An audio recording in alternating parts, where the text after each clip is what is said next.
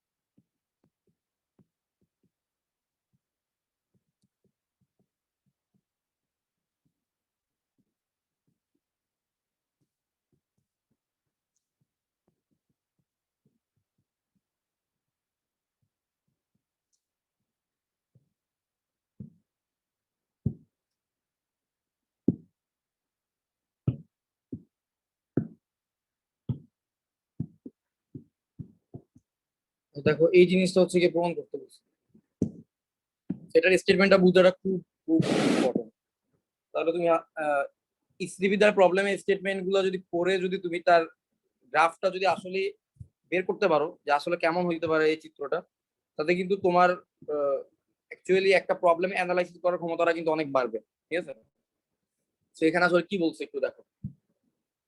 তো প্রথম সিনারি অনুযায়ী দেখি যে পি আর কিউ আলফা কোণে ক্রিয়ারক, যেখানে পি হচ্ছে কিউ থেকে বড়। এই সিনারিওকে মাথায় রেখে আমি একটা চিত্র আঁকার চেষ্টা করি, ঠিক আছে। পি আর কিউ, যেখানে পি হচ্ছে কিউ থেকে বড়, পি আর কিউ হচ্ছে আলফা কোণে ক্রিয়ারক। তাহলে এটা অ্যাজ ইউজুয়াল, যেমন আমরা একটা বিন্দুতে ক্রিয়ারত দুইটা বলের ক্ষেত্রে রাখি। এই ধরো এটা হচ্ছে গিয়ে পি, যেহেতু বলছে পি বড় তাই পি কে আমরা বড় রেখা দিয়ে প্রকাশ করলাম, আর যেহেতু বলছে কিউ ছোট তাহলে কিউ কে এরকম একটা ছোট রেখা দিয়ে প্রকাশ করলাম, ঠিক আছে।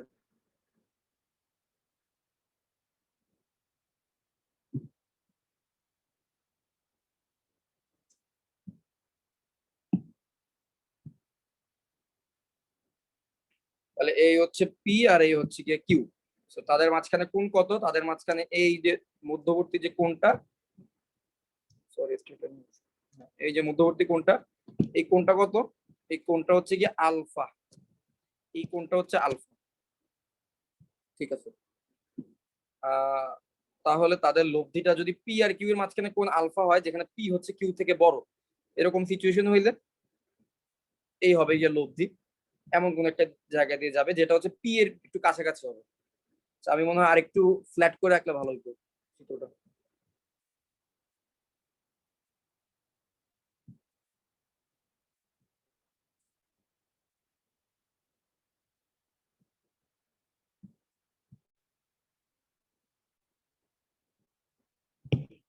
কেন আঁকতেছি একটু, ওই যে যে আমরা যে নিয়মটা শিখছিলাম যে লব্ধিটা যেহেতু পি বড় তাহলে পি এর বেশি কাছাকাছি হবে, ওই জিনিসটা ভিজুয়ালাইজ করতে যত সুবিধা হয় এই জন্যই আর একটু ফ্ল্যাট করে রাখলাম। এই হচ্ছে কি তাদের মাঝখানের মধ্যবর্তী কোণ।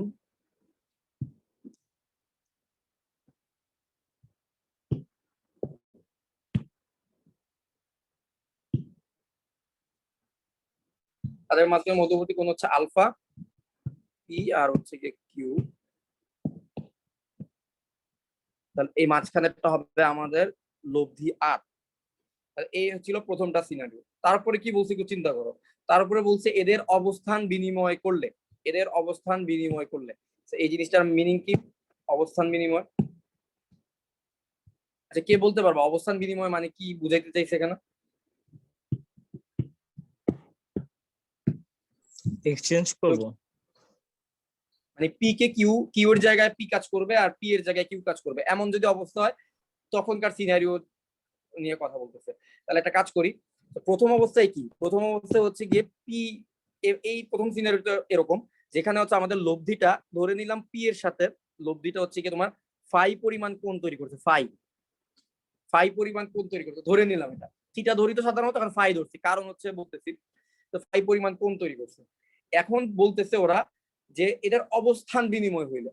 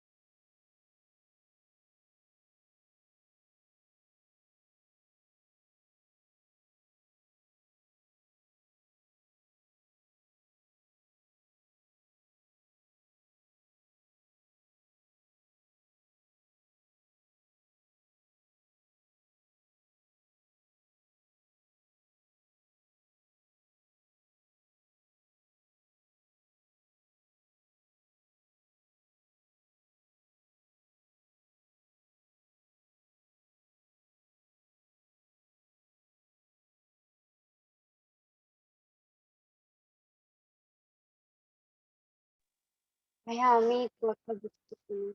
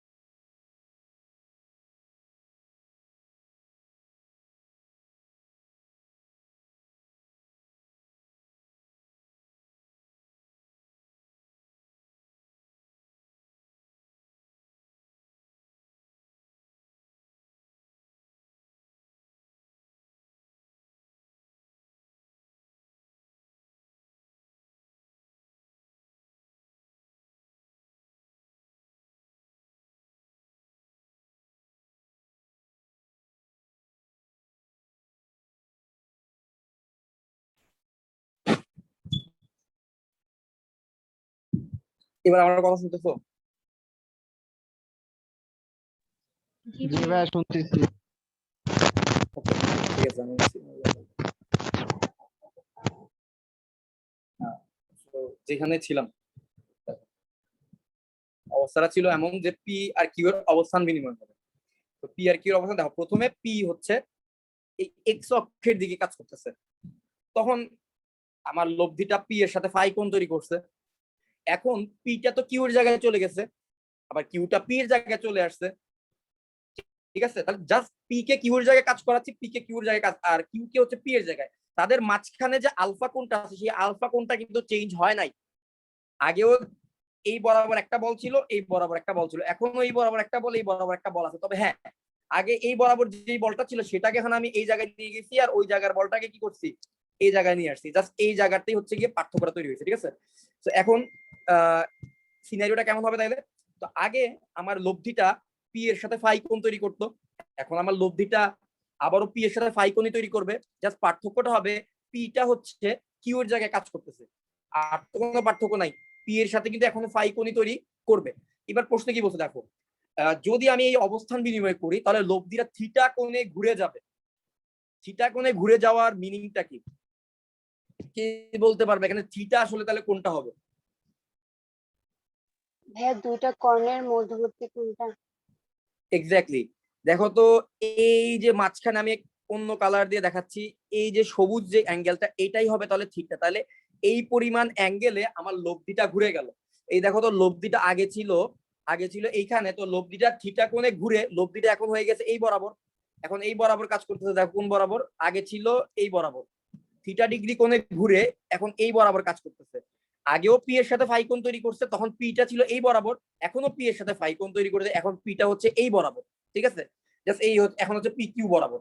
সো এই হচ্ছে কি অবস্থা। তাহলে আমার চিত্র কিন্তু আঁকা শেষ।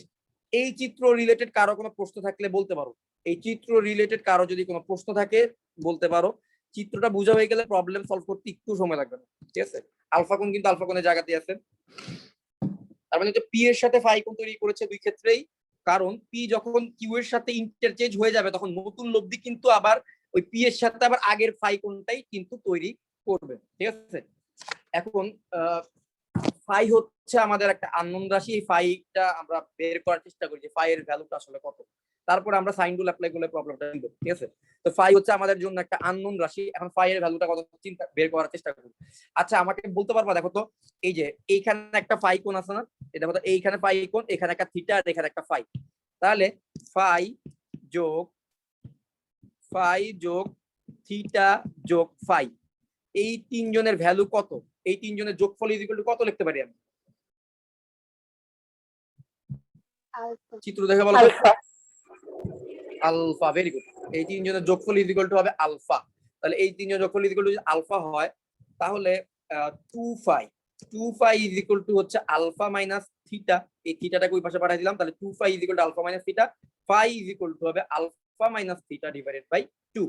ফাই এর এই রাশিটা আমাদের খুব কাজে লাগবে। ঠিক আছে, আচ্ছা এবার আরেকটা জিনিস দেখি। আচ্ছা তাহলে ফাই এর এই রাশিটা বের করলাম, তাহলে ফাই বের করতে পারলাম।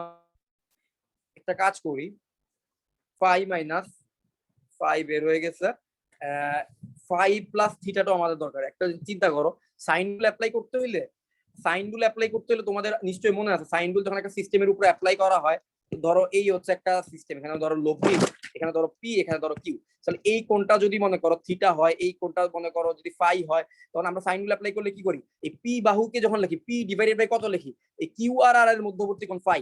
আবার যখন কিউ লিখি তখন হচ্ছে আর আর পি এর মধ্যবর্তী কোণ থিটা। আবার যখন আমি আর লিখবো তখন পি আর কিউ এর মধ্যবর্তী কোণ অর্থাৎ ফাই প্লাস থিটা, এটাও কিন্তু আমাদের লিখতে হবে। অর্থাৎ যে কোনো দুইজনের মধ্যবর্তী কোণ কিন্তু আমাদের জানা থাকা দরকার। ঠিক আছে, একজনেরটা যদি আমরা জানি, একটা বলকে যখন আমরা নেই তো ওই বলের নিচে যে সাইনটা নেই, ওই সাইনের মধ্যে যে কোণটা থাকে সেই কোণটা হয় অপর দুইটা বলের মধ্যবর্তী কোণ। তাহলে এখন আমাদের যে জিনিসটা দরকার জানা সেটা হচ্ছে এই যে ফাই প্লাস থিটা, এই অ্যাঙ্গেলটাও আমাদের দরকার। সরি, এইখানে দেখো এই যে ফাই প্লাস থিটা কার আর কার মধ্যবর্তী কোণ? ফাই প্লাস থিটা হচ্ছে কি এই যে এই নতুন সিস্টেমে আমাদের ফাই প্লাস থিটা, এটা হচ্ছে গিয়ে এই যে পি আর হচ্ছে আর, পি আর আর এর মধ্যবর্তী কোণ। সরি, নতুন সিস্টেমে হচ্ছে গিয়ে কিউ আর আর এর মধ্যবর্তী কোণ হচ্ছে ফাই প্লাস থিটা।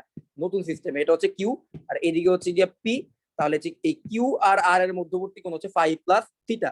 আর আমরা ফাই প্লাস থিটার ভ্যালুটা একটু বের করি, দেখি কত আসে। ফাই এর ভ্যালু কিন্তু জানি, এখন দেখো phi plus theta is equal to কত আসবে। আমরা কিন্তু ফাই এর ভ্যালু অলরেডি কত জানি, ফাই এর ভ্যালু হচ্ছে এই যে ফাই এর ভ্যালু হচ্ছে alpha minus theta divided by 2। তাহলে phi plus theta is equal to কত লেখা যাবে, phi plus theta is equal to লেখা যাবে ফাই এর জায়গায় alpha minus theta divided by 2 বসাই, প্লাস থিটা বসাই। সো ক্যালকুলেট করলে আসবে alpha by 2 minus theta by 2 plus theta by sorry plus শুধু থিটা প্লাস থিটা।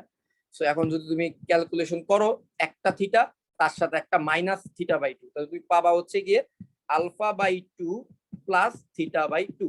কমন নিলে আসবে হচ্ছে আলফা প্লাস থিটা বাই 2। তাহলে আমি হচ্ছে ফাই প্লাস থিটার ভ্যালু কার মাধ্যমে বের করলাম, আলফা প্লাস থিটা বাই 2 এর মাধ্যমে বের করলাম। ঠিক আছে, তাহলে এইবার আমরা জাস্ট সাইন রুলটা অ্যাপ্লাই করব। একবার পি এর নিচে কত হবে তোমরা চিত্র দেখে বলবা, আর কিউ এর নিচে কত হবে বলবা, দেন আর এর নিচে কত আসবে বলবা। এটা করতে পারলে আমাদের প্রবলেমটা আশা করি সলভ হয়ে যাবে। ঠিক আছে, এবার একটু সিনারিওতে আসো। আমাদের যখন পি ঘুরে গেছে, অর্থাৎ এই যে নতুন পি আর এই হচ্ছে নতুন কিউ, এদের সাপেক্ষে যে নতুন যে এয়াটা আছে আমাদের, দেখো আমি চিত্রটা দেখাই, এই হচ্ছে কি আমাদের নতুন চতুর্ভুজ, যেই নতুন সামন্তরিক, এই সামন্তরিক এই হলুদ যে রিজিয়নটা, এই রিজিয়নটাকে দেখে একটু আমাকে বলো পি, আমি যদি পি বলটাকে নেই, পি বলের নিচে সাইন অফ কত কত কোণ থাকবে, পি বলের নিচে সাইন অফ কত কোণ থাকবে?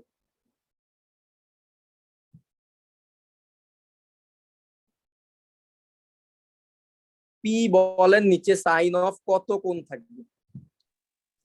এটা হচ্ছে পি, হ্যাঁ কত, ফাই প্লাস থিটা। হ্যাঁ, তাহলে পি এর নিচে থাকবে sine of phi plus theta. But আবার দেখো ফাই প্লাস থিটার ভ্যালু আমি কিন্তু বের করে রাখছি। ফাই প্লাস থিটা বেসিক্যালি এই জন্যই বের করে রাখলাম কারণ এটা আমাদের কাজে লাগবে।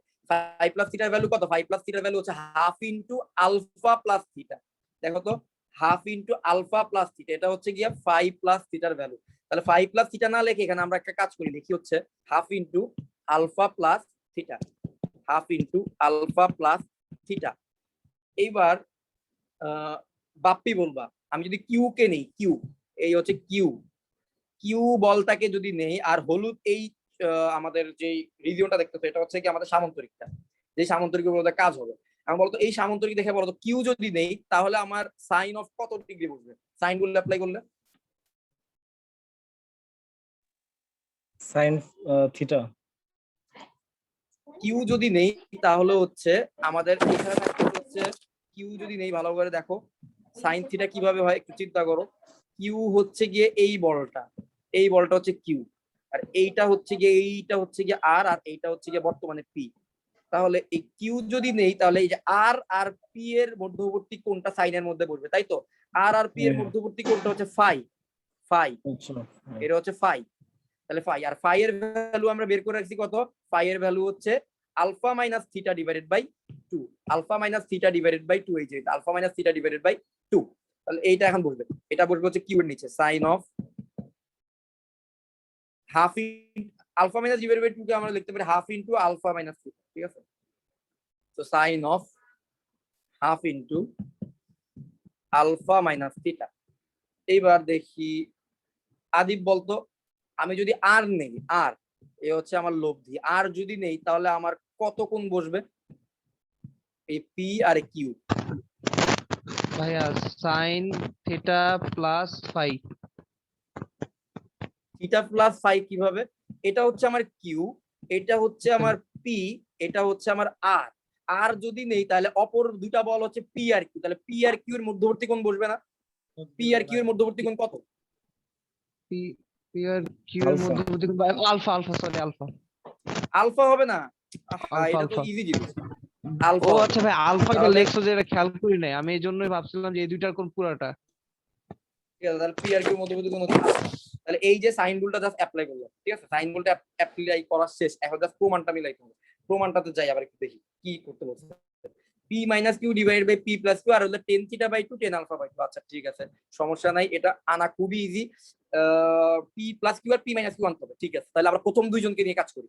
এখন দেখো প্রথম দুইজনকে নিয়ে কাজ করলে আমি না পি মাইনাস কিউ আর পি প্লাস কিউ নিয়ে আসতে পারবো, তো এটা হচ্ছে আমার টার্গেট। তো আমি যদি দেখো এই তিনজনই তো সমান, তাহলে এই প্রথম দুইজনকে নিয়ে কাজ করতে পারি। প্রথম দুইজনকে নিয়ে যদি কাজ করি তাহলে হচ্ছে P divided by sine of half into alpha plus theta, আর Q divided by sine of half into alpha minus theta. তাহলে এই জিনিসটা পাচ্ছি। একটা কাজ করি, পি আর কিউ কে নিচে, এই কিউটাকে পি এর নিচে নিয়ে আসি, তাহলে পি ডিভাইডেড বাই কিউ, আর এই যে সাইনের সাথে যে এটা আছে যে sine of half into alpha plus theta, এটাকে আমরা এই পাশে পাঠিয়ে দিই। তাহলে আসতেছে হচ্ছে sine of half into alpha plus theta divided by sine of half into alpha minus theta, ঠিক আছে? আচ্ছা এইবার দেখো তো, প্রমাণ আনার জন্য আমরা সবাই বুঝতে পারতেছি কি করতে হবে, যোজন বিয়োজন করতে হবে, অথবা বিয়োজন যোজন, যোজন বিয়োজন, যেটা পারো করো। প্রমাণের মধ্যে কি জানি ছিল, পি মাইনাস কিউ আগে ছিল, তাহলে একটা কাজ করি বিয়োজন যোজন করি। বিয়োজন যোজন মানে পি কে লিখবো তার থেকে বিয়োগ করব, আগে বিয়োজন বিয়োগ কিউ, আবার পি কে লিখবো পরে যোজন, তার সাথে কিউ কে যোগ করলাম যোজন। তাহলে রাইট হ্যান্ড সাইডেও সেম কাজ করতে হবে। রাইট হ্যান্ড সাইডে কি করব, sine of half into alpha plus theta লিখবো, তার থেকে বিয়োজন করবো, অর্থাৎ বিয়োগ করলাম sine of half into alpha minus থিটাকে। আবার sine of half into alpha plus theta লিখলাম, তার সাথে যোগ করলাম sine of half into alpha minus থিটাকে, বিয়োজন যোজন করলাম দুই সাইডেই, ঠিক আছে?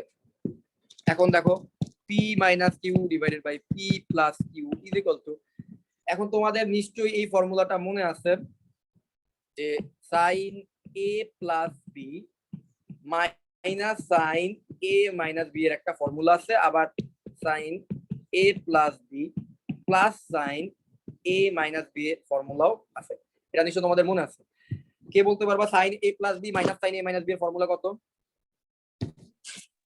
cos a sin b। Exactly, এইটার ফর্মুলা হবে 2 cos a sin b, আর এই নিচেরটার ফর্মুলা হবে 2 sin a cos b। ঠিক আছে, তাহলে এখন দেখো তো এক্স্যাক্টলি ওই ফর্মুলাটাই কিন্তু আমরা এখানে প্রয়োগ করতে পারবো। ঠিক আছে, আমি একটু ভেঙে তোমাদের একটু বলি এটা কিভাবে হবে।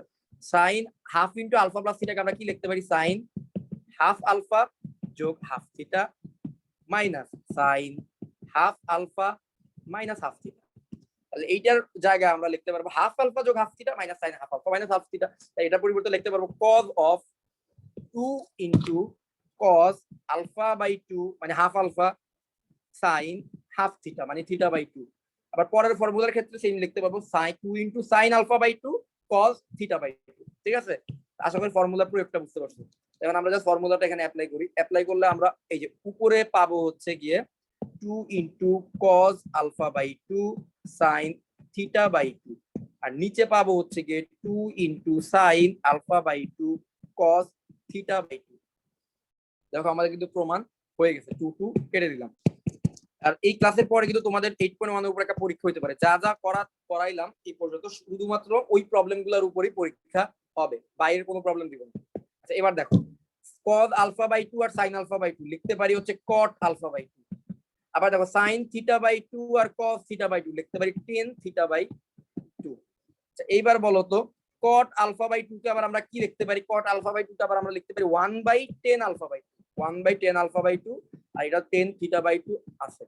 আর এখানে লেফট হ্যান্ড সাইডে থাকলো p minus q divided by p plus q। তো এবার দেখো তো tan আলফা বাই 2 তে জাস্ট গুণ দিয়ে দিলাম লেফট হ্যান্ড সাইডে, তাহলে কত আসবে? tan alpha by 2 into p minus q divided by p plus q is equal to tan theta by 2। এটাই কিন্তু প্রমাণ করতে বলা হয়েছিল। বলো তো এই প্রবলেমটা বুঝতে পারছো কিনা? দেখো তো প্রমাণে যাই আবার। এই দেখো tan theta by 2 equal p minus q divided by p plus q into tan alpha by 2। Just আমি প্রথমে প্রশ্নটা পড়লাম, প্রশ্নের মধ্যে কি বলছে, হ্যাঁ পি কিউ কাজ করতেছে, একটা সিনারিও তৈরি করলাম, তারপরে ওদের কথা অনুযায়ী ওরা যেটা বলছে অবস্থান বিনিময় করতে বলছে, অবস্থান বিনিময় করলাম। অবস্থান বিনিময় করার পরে বলছে থিটা ডিগ্রি কোণে ঘুরে যাবে। তাহলে এই যে মাঝখানে এই যে থিটা ডিগ্রি, এই থিটা ডিগ্রি কোণে হচ্ছে আগের লব্ধিটা ছিল এই বরাবর, ওই লব্ধিটাকে আমি থিটা ডিগ্রি কোণে ঘুরে দিলাম। ঘুরে দেওয়ার কারণে আমার যে হলুদ যে রিজিয়নটা দেখতেছে এরকম একটা সামান্তরিক তৈরি হইলো। থিটা ডিগ্রি কোণে ঘুরে দিলাম, পিটা চলে গেল কিউ এর জায়গায়, কিউ চলে গেল পি এর জায়গায়। আগে যে আগে ছিল এই সামান্তরিকটা, এই সামান্তরিকের জায়গায় এখন হচ্ছে এই হলুদ রিজিয়নওয়ালা এই সামান্তরিকটা আমি পাইছি। এবার হচ্ছে এই সামান্তরিকের মধ্যে আমি জাস্ট কি করলাম, অ্যাঙ্গেল গুলো বের করলাম এবং আমাদের যে সাইন রুল আছে সাইন রুলটা অ্যাপ্লাই করলাম। সাইন রুল অ্যাপ্লাই করার পরে কিন্তু প্রবলেমটা সলভ হয়ে গেছে। আশা করি তোমরা এটা বুঝতে পারছো। পরের প্রবলেমে যাই। আর 4-5টা প্রবলেম আছে, লম্বাংশের 2টা প্রবলেম। লম্বাংশের প্রবলেম গুলো ইজি, লম্বাংশ একটু তারপর লম্বাংশের 2টা প্রবলেম। আর এইখানে হচ্ছে আমাদের সাইন রুলের সমন্বয় বিষয়ক মনে হয় আরো 2-3টা প্রবলেম বাকি আছে। ঠিক আছে, তো এবার দেখো আরেকটা প্রবলেম দেখি। বলছে পি প্লাস কিউ এবং পি মাইনাস কিউ বলদয়ের লব্ধি আলফা মনে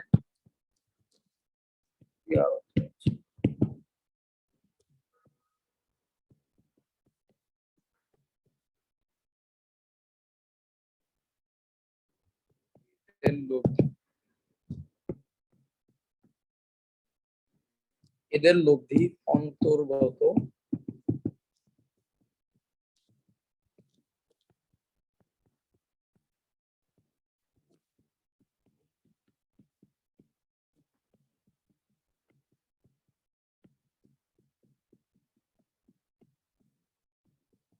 উৎপন্ন করে। শো দ্যাট দেখাও যে p is to q মানে হচ্ছে p by q is equal to tan alpha by 2 divided by tan theta by 2। এই জিনিসটা দেখাইতে বলা হয়েছে। সো সিনারিওটা তোমরা কি কেমন বুঝলা আমি জানি না, আমি তোমাদেরকে এক্সপ্লেইন করার চেষ্টা করি। দেখো সবাই বুঝতে পারো। প্রথমে বলা হলো কি p প্লাস q আর p মাইনাস q, তাদের এই দুইটা বল হচ্ছে কি তাদের মধ্যবর্তী হচ্ছে আলফা কোণে ক্লিয়ার হতো। তাহলে একটা বল হচ্ছে কি p প্লাস q, বড় বলটাকে p প্লাস q দিলাম, আরেকটা হচ্ছে ছোট বল এটাকে বললাম হচ্ছে p মাইনাস q নাম দিলাম।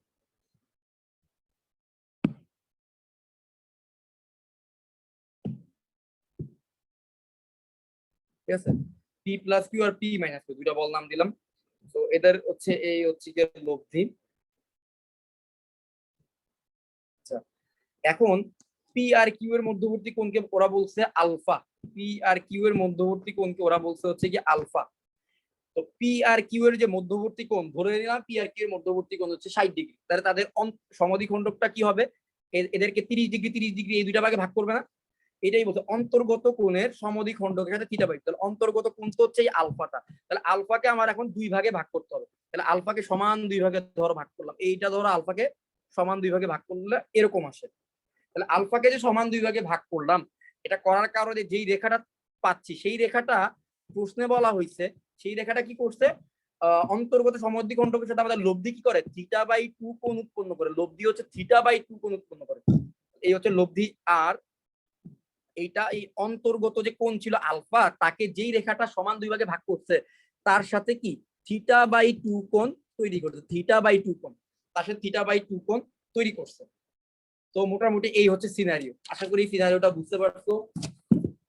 এবার হচ্ছে আমাদের অ্যাঙ্গেল গুলা, সাইন গুলো অ্যাপ্লাই করার জন্য আমাদের অ্যাঙ্গেল গুলা বের করতে হবে, আর কিছুই না। ঠিক আছে, এই সিনারিওর মধ্যে সাইন রুল অ্যাপ্লাই করতে চাই।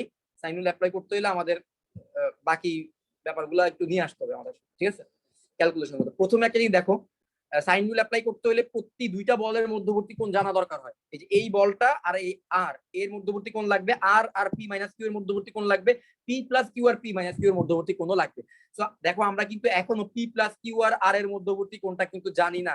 অর্থাৎ এই যে দেখো এই কোণটা জানি না, এবং আর এর সাথে পি মাইনাস কিউ এর কত ডিগ্রি কোণ করছে এটাও কিন্তু জানি না, বাট এটা বের করতে তো পারবো। তো চলো বের করার চেষ্টা করি। একটা জিনিস চিন্তা করো, এই কোণটা কত আমাকে বলতে পারবা? এই কোণটা কত ডিগ্রি হবে? Alpha by 2। ভেরি গুড, এটা হচ্ছে আলফা বাই 2। আলফা বাই 2 হচ্ছে এই পি প্লাস কিউ থেকে শুরু করে তার সমদ্বিখণ্ডক পর্যন্ত। তা আলফা বাই 2 থেকে যদি আমি থিটা বাই 2 কে বাদ দিয়ে দেই, তাহলেই কিন্তু আমি পি প্লাস কিউ আর এর মধ্যবর্তী কোণটা পেয়ে যাব। ওই কাজটাই করি, পি প্লাস কিউ ও আর এর মধ্যবর্তী কোণ, এটা হবে গিয়ে আলফা বাই 2 থেকে থিটা বাই 2 কে বাদ দিতে হবে। তো আমি যদি হাফ কমন নেই, half into alpha minus theta আসবে। এইবার দেখি বাপ্পি বলো, পি মাইনাস কিউ আর আর এর মধ্যবর্তী কোণ কত হবে? পি মাইনাস কিউ আর এর মধ্যবর্তী কোণ কত হবে?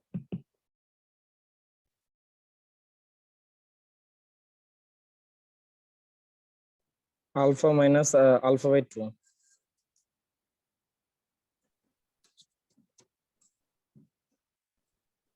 আলফা মাইনাস আলফা বাই 2, এটা বলতেছো? পুরোটা হচ্ছে আলফা, তার থেকে আলফা বাই 2 কে যদি বাদ দেই তাহলে, আচ্ছা তুমি দেখো, তুমি যেটা বলতেছো এই পুরোটা হচ্ছে আলফা। আলফা থেকে যদি আমি আলফা বাই 2 এইটা বাদ দেই, তাহলে আমি পাচ্ছি দেখো এই অংশটা। বাট এইটা তো পি মাইনাস কিউ আর এর মধ্যবর্তী কোণ না, আমার হচ্ছে পি মাইনাস কিউ আর এর মধ্যবর্তী কোণ জানা দরকার। তাহলে আমার আরো থিটা বাই 2 যোগ করা লাগবে। তোমারটা কিন্তু অ্যান্সারটা অ্যাকুরেট হয় নাই। এভাবে একটু চিন্তা করো, দেখো এই এই যে রেখাটা দেখতেছো না, এই রেখাটা তো দুইটা সমান ভাগে ভাগ করছে আলফাকে। এই পাশে আলফা বাই 2, এই পাশেও আলফা বাই 2, তাই না?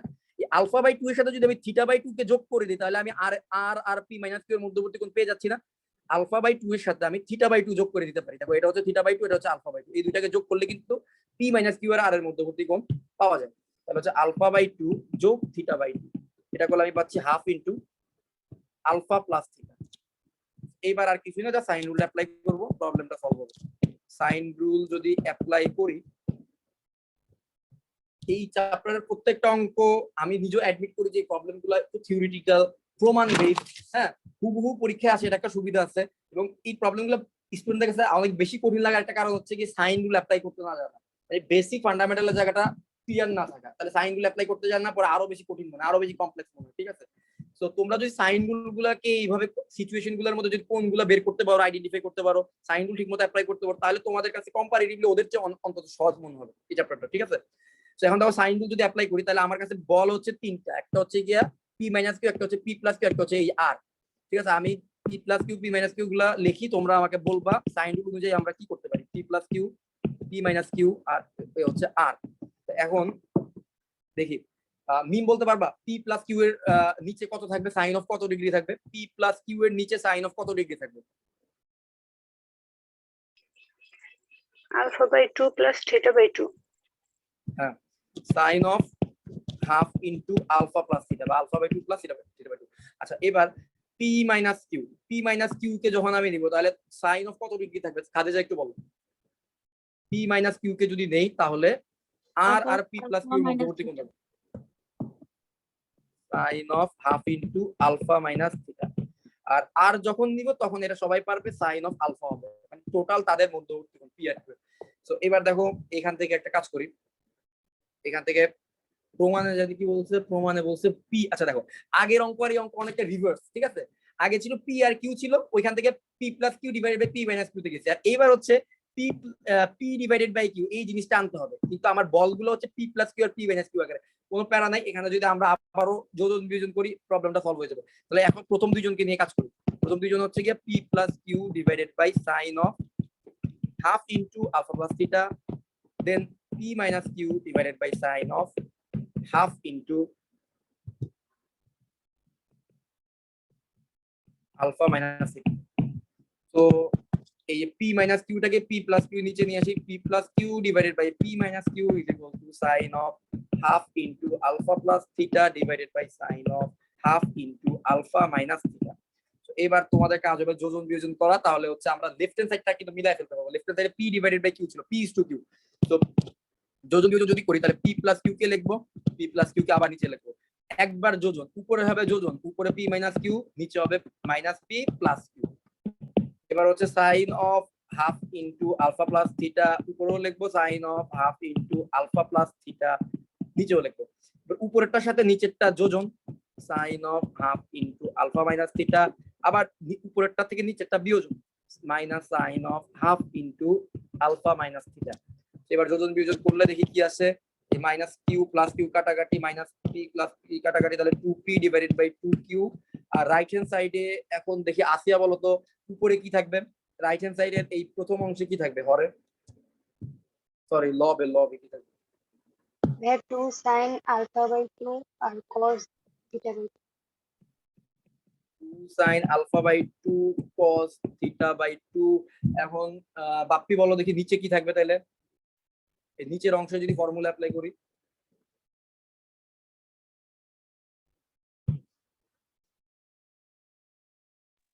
Two কজের sign B. তাহলে 2 cos alpha by 2, alpha by 2 এবার cos এর সাথে হবে, আর sin theta by 2। শেষ। 2 কাটা 2 কাটা, problem solve. p by q is equal to, দেখো তো sin alpha by 2 cos alpha by 2 লেখা যায় হচ্ছে 10 alpha by 2। আবার দেখো cos alpha theta by 2 আর sin theta by 2 লেখা যায় cot theta by 2। আবার বলো cot theta by 2 কে কি লেখা যায়? 10 alpha by 2 থাকলো, আর এবার বলো cot theta by 2 কে লেখা যায় 1 by 10 theta by 2। 1 by 10 theta by 2 হইলে তো প্রবলেমটা সলভ হয়ে গেছে। p by q is equal to 10 alpha by 2, সুতরাং লিখতে পারি 10 alpha by 2 divided by 10 theta by 2। এটা হচ্ছে p by q এর, এই হচ্ছে প্রমাণ, ঠিক আছে? এটাও proof। তো আর দুইটা করব, এরপর আমরা লম্বাংশে যাচ্ছি। লম্বাংশটা অনেক বেশি ইম্পর্টেন্ট আমাদের যে কোনো সেন্সে চিন্তা করো। সো লম্বাংশ আর দুইটা প্রবলেম করলে লম্বাংশে যাইতে পারবো আমরা। তো লম্বাংশে খুব বেশি প্রবলেম আমি পাইনি, বোর্ড পরীক্ষা আসা খুব বেশি প্রবলেম পাইনি, দুইটা প্রবলেম দেখছি। সো দুইটা করলে চলবে। আমি স্টেটমেন্টটা লিখি, বিশাল একটা স্টেটমেন্ট। পরস্পর আলফা কোণে আনত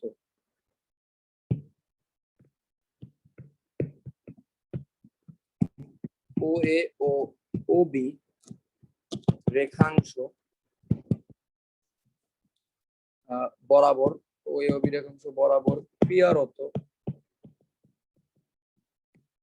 পি ও কিউ বলদ্বয়ের লব্ধি আর ও এর সাথে, এই লব্ধিটা ও এর সাথে কি করতে হবে? থিটা কোণ তৈরি করো। প্রথমে যেটা করবা স্থিতিবিদ্যার ক্ষেত্রে, স্টেটমেন্ট পড়ে একটা চিত্র আঁকার চেষ্টা করবা। নিজে নিজে আগে এই স্টেটমেন্টটাকে নিজে যদি আঁকতে পারো, সাজাইতে পারো, তাহলে তুমি কিন্তু প্রমাণের একটা পথ হয়তো বা খুঁজে পাবা। ঠিক আছে? তুমি যা যা শিখছো, যে রুলগুলো শিখছো, ওগুলোর সাহায্যে প্রমাণ করার একটা পথ কিন্তু খুঁজে পাবা। আগে স্টেটমেন্টের সাথে চিত্রটা আঁকতে হবে, থিটা কোণ তৈরি কর। এরপর বলছে একই রেখা বরাবর কিউ এর স্থলে যদি কিউ প্রাইম টাচ করলে তখন লব্ধি আর প্রাইম হয়, যেটা ও এর সাথে আগে ছিল থিটা, এখন হচ্ছে ও এর সাথে কত করতেছে, থিটা প্রাইম তৈরি। তো show that r by r prime is equal to sine of alpha minus theta prime divided by sine of alpha minus theta. So just statement করব, দুইটা চিত্র আঁকবো, সাইন রুল দুইজনের জন্য অ্যাপ্লাই করব, প্রবলেমটা মিলে যাবে, ঠিক আছে। সো প্রথম চিত্রে দেখো আলফা কোণ তৈরি করতেছে ও এ আর ও বি, এই দুইটা রেখা বরাবর পি আর কিউ, ও এ বরাবর পি আর ও বি বরাবর কিউ, তাদের লব্ধি হচ্ছে আর। এই আরটা ও এ রেখার সাথে বা পি এর সাথে কি করতেছে, থিটা কোণ তৈরি করতেছে। তাহলে ওই স্টেটমেন্ট অনুযায়ী দেখো তো আমার চিত্রটা দেখো, প্রথম বর্ণনা অনুযায়ী, প্রথম বর্ণনা অনুযায়ী আমার চিত্রটা হবে এরকম। এই হচ্ছে ও এ, এই মনে করো ও বি, আর এই মনে করো হচ্ছে আর, এই মনে করো হচ্ছে আর। তাহলে আর হচ্ছে ও এ, আর ও এ বরাবর হচ্ছে কাজ করতেছে পি, ও বি বরাবর কাজ করতেছে কিউ, তাদের লব্ধি হচ্ছে আর। এই আরটা আবার ও এর সাথে থিটা কোণ তৈরি করছে, আর তাদের মধ্যবর্তী কোণ হচ্ছে কত, তাদের মধ্যবর্তী কোণ হচ্ছে গিয়ে আলফা। তাদের মধ্যবর্তী কোণ হচ্ছে আলফা হইলে এই কোণটা কত বলতো, এই কোণটা হচ্ছে টোটাল আলফা থেকে যদি থিটাকে বাদ দিই তাহলে আলফা মাইনাস থিটা হবে এই কোণ। শেষ, প্রথম বর্ণনা এক্সপ্লেন করা শেষ। এবার দ্বিতীয় বর্ণনাটা এক্সপ্লেন করবো, তারপর সাইন রুল অ্যাপ্লাই করতে পারবো, প্রবলেমটা ইজি।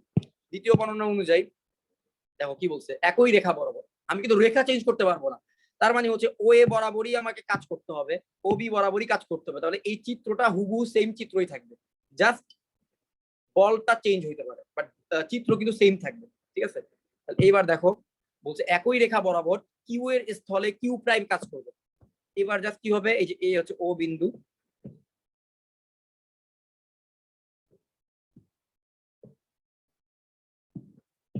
আগের মতো ও এ বরাবর পি কাজ করতেছে, কিন্তু ও বি বরাবর এখন আর কিউ কাজ করতেছে না, কিউ এর জায়গায় কিউ প্রাইম কাজ করতেছে। তাহলে আমাদের যে আরটা আছে, এই আরটা ধরো এমন একটা জায়গা দিয়ে কাজ করতেছে। তো এবার এই লব্ধি বা আর, এটা আবার ও এর সাথে আগে ছিল থিটা কোণ, এবার হচ্ছে ও এর সাথে হচ্ছে থিটা প্রাইম কোণ।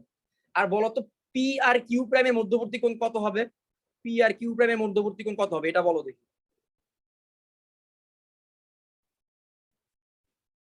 পি আর কিউ প্রাইম, এক্স্যাক্টলি এটা কিন্তু আলফাই থাকবে, কারণ একই রেখা বরাবর কাজ করতেছে, তার মানে তাদের মধ্যবর্তী কোণ তো আলফা, তো আর চেঞ্জ হয় না, তাহলে এটা কিন্তু আলফাই থাকবে। এই জায়গায় কিন্তু পোলাপাই অনেক সময় পেঁচ লাগায় ভাবে দিকে, তাহলে এবার কোণ কত হবে, তাহলে একই রেখা বরাবর কিন্তু আলফাই হবে। তাহলে এই কোণটা কত হবে, এই কোণটা হবে টোটাল আলফা, আলফা থেকে থিটা প্রাইমকে বাদ দিলে এটা হবে আলফা মাইনাস থিটা প্রাইম। এবার আর কিচ্ছু না, জাস্ট প্রথম ক্ষেত্রে একবার সাইন রুল অ্যাপ্লাই করব, প্রথম ক্ষেত্রে সাইন রুল, দ্বিতীয় ক্ষেত্রে সাইন রুল, প্রবলেম সলভ। প্রথম ক্ষেত্রে যদি সাইন রুল অ্যাপ্লাই করি,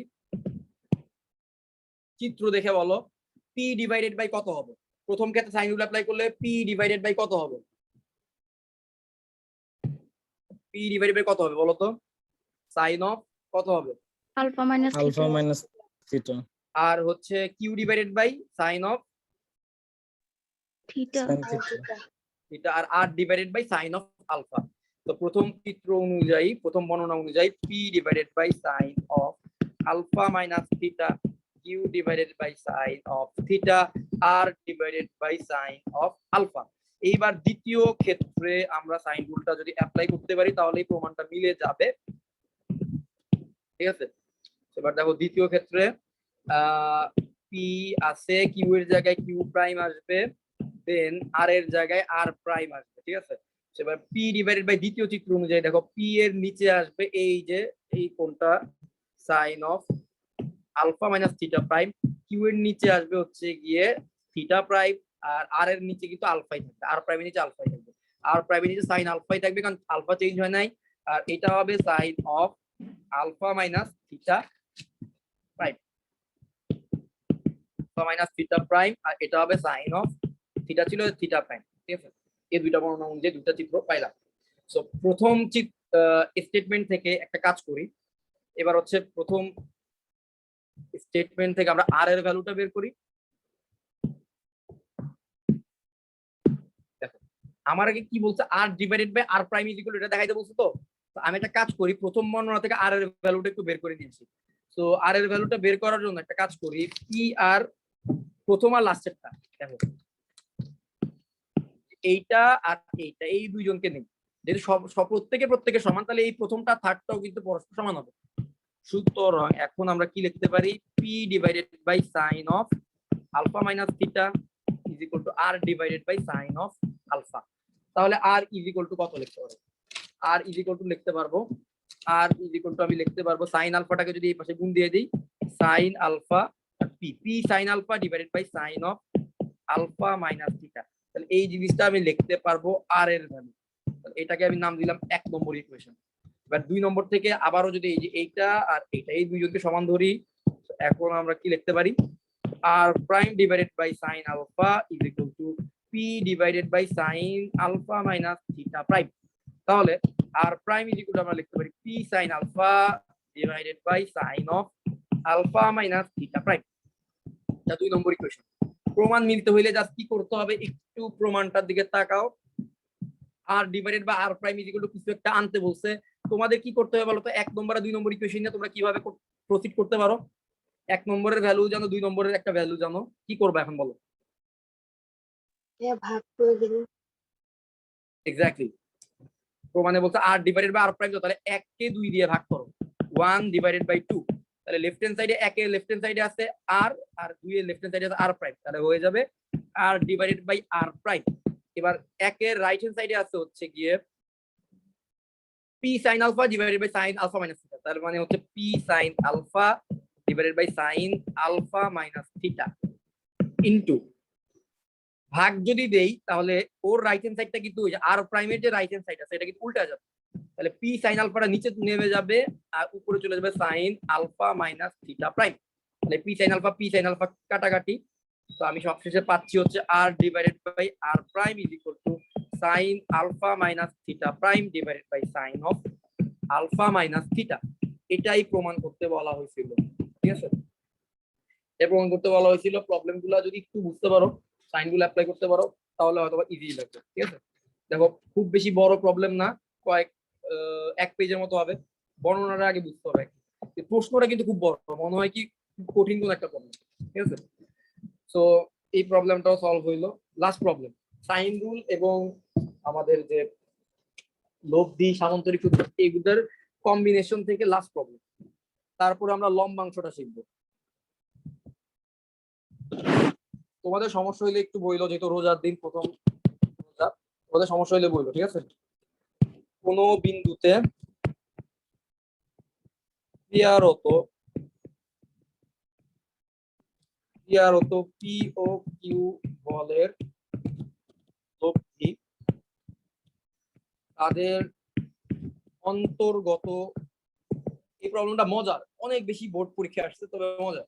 অন্তর্গত কোণকে 1/3 মানে 3 ভাগের 1 ভাগে ভাগ করছে, 1/3 বিভক্ত করে।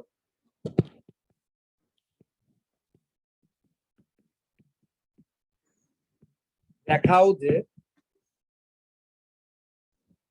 বলদ্বয়ের অন্তর্গত কোণ 3 ইন্টু cos ইনভার্স p/2q এবং লব্ধির মান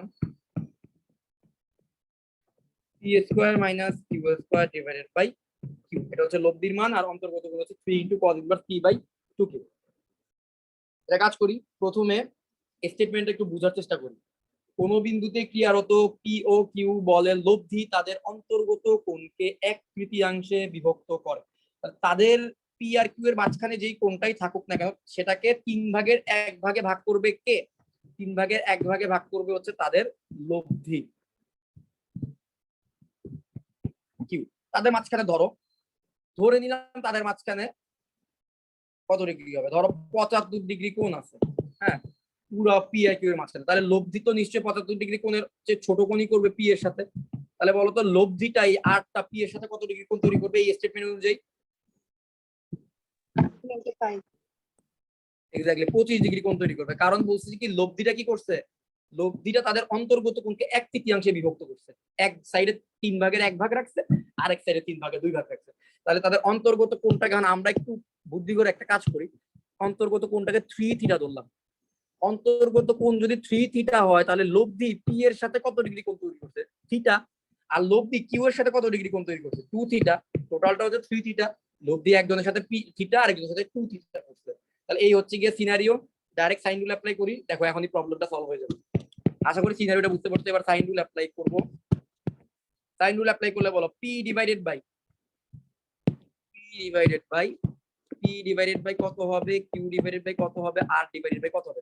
পি ডিভাইডেড বাই দেখো তো সাইন অফ কত ডিগ্রি হবে? 2 theta. Q divided by q যখন নিব সাইন অফ থিটা, আর যখন নিব সাইন অফ 3 থিটা। ঠিক আছে, সো আমাদের প্রথম কাজ শেষ। এক নম্বর ইকুয়েশন। সো এক নম্বর ইকুয়েশন থেকে আমরা চাইলে লিখতে পারি পি বাই, আচ্ছা সাইন 2 থিটাকে চাইলে আবার লিখতে পারি 2 sin থিটা * cos থিটা, আর কিউ কে লিখতে পারি sin থিটা।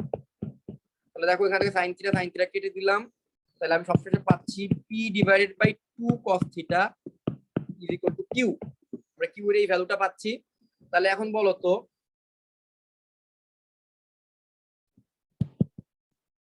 cos থিটাকে যদি আমরা রাইট হ্যান্ড সাইডে পাঠিয়ে দেই, তাহলে p divided by 2q is equal to কি cos থিটা আসে না?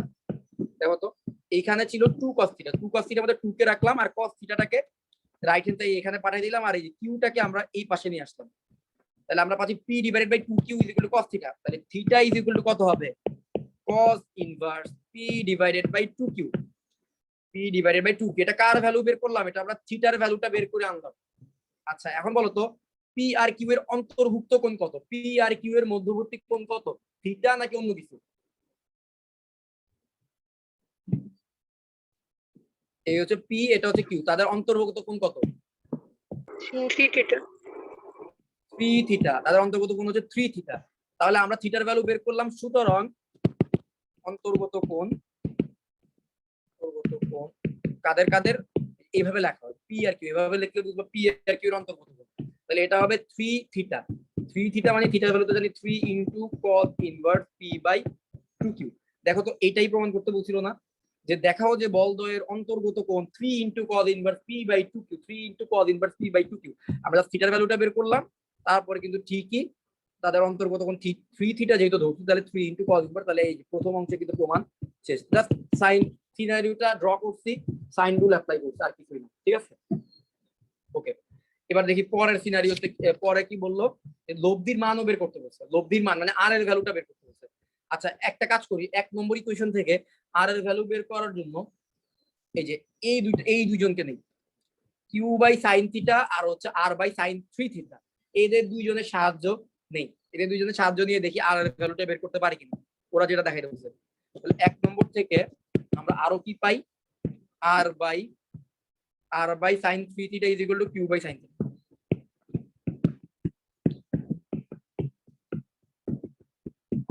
সুতরাং আর ইজ ইকুয়াল টু হচ্ছে Q sine 3 theta divided by sine theta. ঠিক আছে, তো এইবার ক্যালকুলেশন করে শেষ পর্যন্ত ওদের জিনিসটা নিয়ে আসতে হবে। প্রথমে হচ্ছে গিয়ে সাইন 3 থিটার ভ্যালু বের করতে হবে। সাইন 3 থিটার ভ্যালু হচ্ছে 3 sine theta minus 4 sine cube theta. এটা আমি সাইন 3 থিটার পরিবর্তে বসালাম, ধরলাম কিউ তাদের সাথে গুণ আছে, ডিভাইডেড বাই সাইন থিটা থাকলো। এবার দেখো তো উপর থেকে এইখান থেকে একটা সাইন থিটা কমন নিতে পারি, এখান থেকে একটা সাইন থিটা কমন নিতে পারি, উপরে নিচে কাটাকাটি করে নিতে পারি। সাইন থিটা যদি কমন নেই, উপরে থাকতে হচ্ছে 3 minus 4 sine square theta divided by sine theta. Sine theta কেটে দিলাম, আর একটা কিউ তো গুণ আছেই। দেন 3 মাইনাস 4 সাইন স্কয়ার থিটাকে আবার লিখতে পারি 1 মাইনাস cos স্কয়ার থিটা। এই পুরোটার সাথে কে গুণ আছে? যে কিউ কিন্তু এখনো গুণ অবস্থায় আছে। ঠিক আছে, এবার যদি আরো ক্যালকুলেশন করি 3 minus 4 cos square theta into Q. Okay, তো এরপরে পাচ্ছি sorry plus 4 cos square theta. এই মাইনাস 4টা গুণ হইছে তো, তাহলে মাইনাস 4 1 এর সাথে গুণ হলে মাইনাস 4 মাইনাস cos স্কয়ার থিটার সাথে গুণ হলে প্লাস 4 cos স্কয়ার থিটা। এটাকে আমরা শেষ পর্যন্ত লিখতে পারি প্লাস 4 cos স্কয়ার থিটা, 3 আর মাইনাস 4 এ হবে মাইনাস 1, এটা ইনটু হচ্ছে কিউ। এবার প্রমাণটা মেলানোর জন্য একটু কাজ করতে হবে। দেখো আমরা একটু আগে কি পাইছিলাম, দেখো তো এই জিনিসটা কিন্তু আমরা পাইছিলাম যে p/2q = cos θ। তাহলে cos θ এর পরিবর্তে আমরা কত বসাইতে পারি? cos θ এর পরিবর্তে কিন্তু আমরা p/2q বসাইতে পারি। তাহলে আমরা এখানে cos θ এর জায়গায় p/2q বসাবো। 4 * cos θ এর জায়গায় p/2q, আর cos স্কয়ার θ এর জায়গায় বসবে p/2q হোল স্কয়ার -1, তাদের সাথে হচ্ছে q গুণ আকারে আছে। তো এবার দেখো প্রমাণটা মিলে যাবে। 4 * p² / 4q² -1, আর বাইরে হচ্ছে q। 4 4 কাটা, লসাগু যদি করো এই হচ্ছে q², সুতরাং p² - q² থাকবে এবং তার বাইরে হচ্ছে q গুণ আকারে থাকবে। এই q আর এই q কাটলে আরেকটা q পড়ে থাকে, সুতরাং r = আমরা পাচ্ছি p² - q² / q। এটাই কিন্তু প্রমাণ করতে বলা হয়েছিল যে লব্ধি = p² - q² / q। আবার প্রবলেমটা দেখো, প্রবলেমের স্টেটমেন্ট ছিল যে এরকম, একটা দুইটা বল পি আর কিউ, তাদের মধ্যবর্তী কোণ যাই হোক, লব্ধিটা হচ্ছে তাদের মধ্যবর্তী কোণকে 3/1 ভাগে ভাগ করছে। মধ্যবর্তী কোণ 3θ ধরুন, তাহলে লব্ধি হচ্ছে θ আর 2θ অংশে বিভক্ত করছে তাদের মধ্যবর্তী কোণ। ওইখানে যা সাইন রুল অ্যাপ্লাই করলাম, থিটাটা বের হয়ে গেল, তারপর হচ্ছে আমরা ওই সাইন রুলের আরেকটা অংশ নিয়ে কাজ করলাম, আমাদের এই 8টা বের হয়ে গেল। মাঝখানে কিন্তু ট্রিগোনোমেট্রিক ক্যালকুলেশন করলাম, আর ওই যে cos θ ভ্যালুটা আগে বের করা ছিল ওইটা যাতে এখানে বসাই দিলাম। এই প্রবলেমটা আশা করি তোমরা বুঝতে পারছো। তো এবার আসো লম্বাংশ। লম্বাংশ কত খুব ইম্পর্টেন্ট।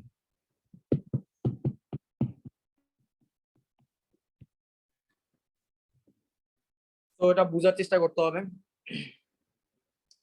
আচ্ছা বাই দ্য ওয়ে, সরি, লম্বাংশ উপপাদ্য, লম্বাংশ, ঠিক আছে, এখানে উপাংশ কথাটা আসবে। আমাকে আগে একটু বলো তো, উপাংশ বলতে তোমরা আসলে কি বুঝো? যেমন এটা আসিয়া তুমি এক্সপ্লেইন করতে পারবা? উপাংশ বলতে তুমি কি বুঝো? উপাংশ জিনিসটা কি? ধরো এখানে একটা বল আসছে, হ্যাঁ ধরো এই একটা আর এর কোন একটা উপাংশ, ধরো এই বরাবর একটা উপাংশ, এই বরাবর একটা উপাংশ, এই উপাংশ বলতে আসলে কি বুঝায়? ভাইয়া দিকটা বোঝায়, যেমন আনুভূমিক ভাবে এর উপাংশ হবে আর cos θ।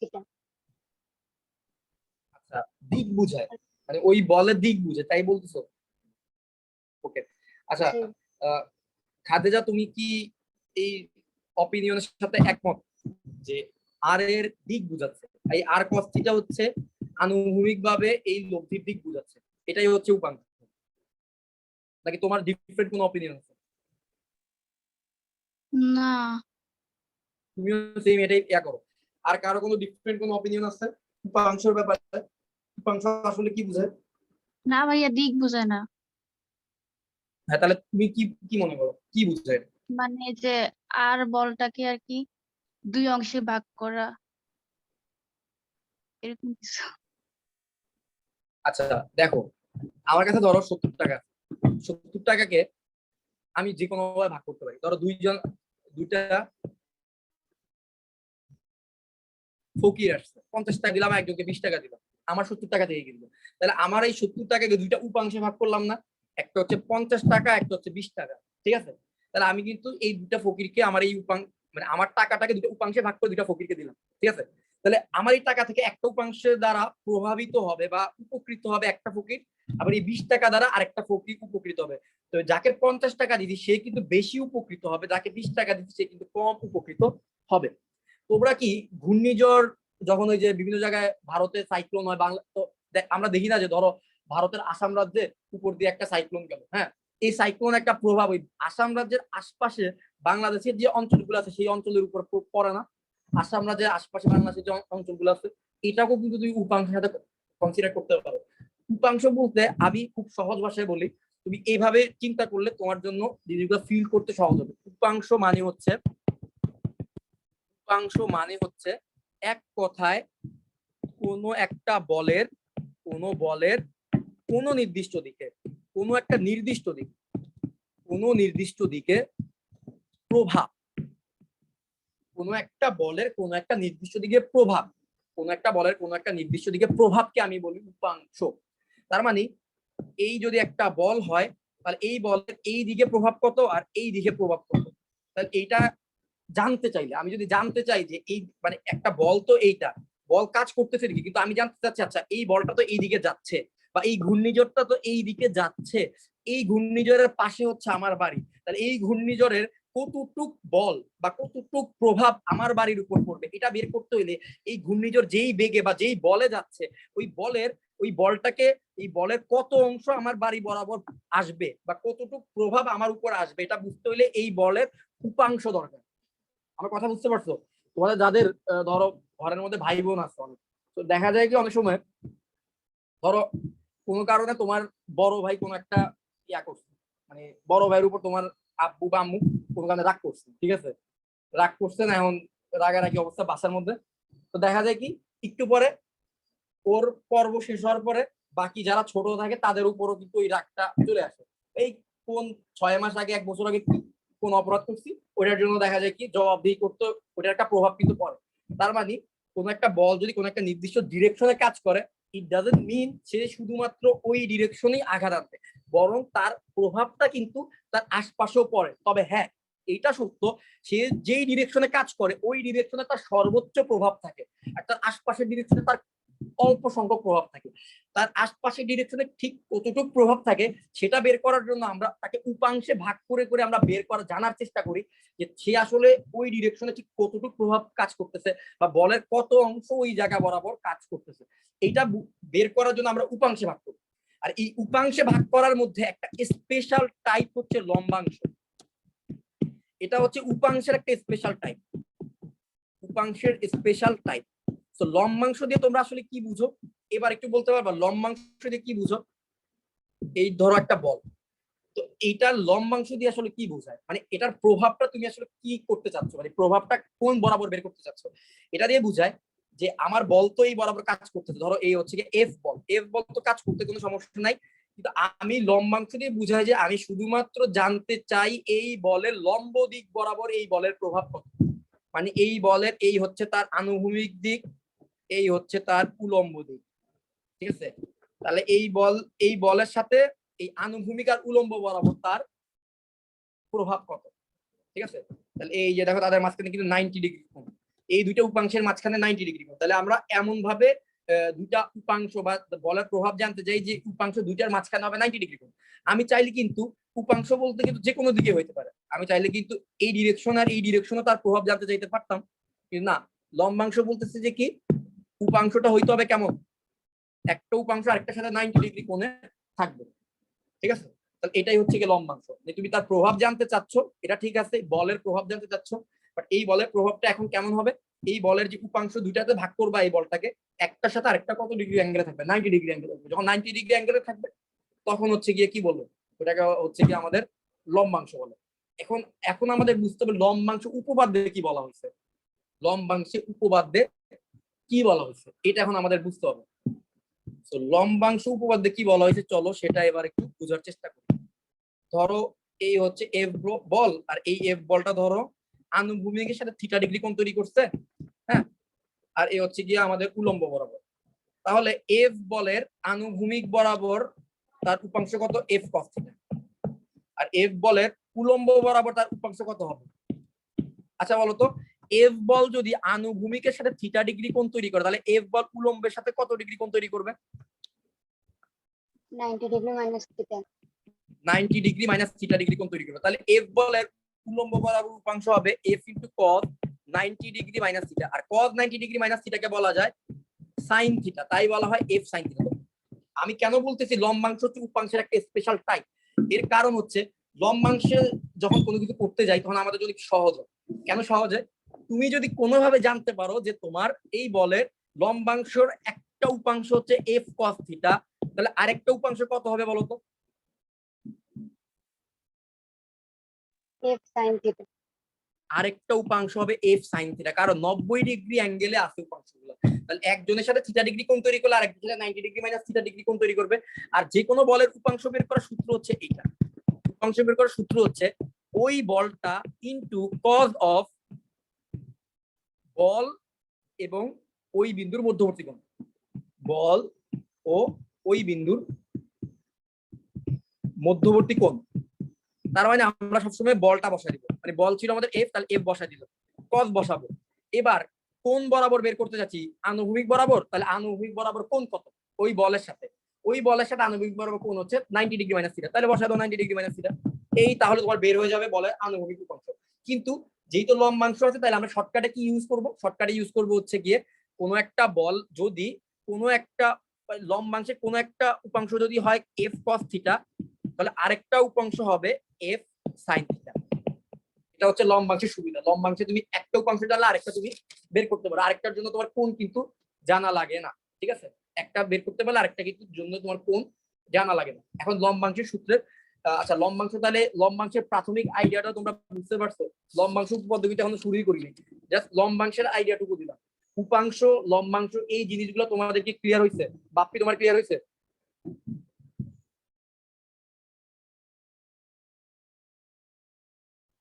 জি ভাই বুঝছি মিম, মোটামুটি। খাদেজা তোমাদের? জি ভাই বুঝছি।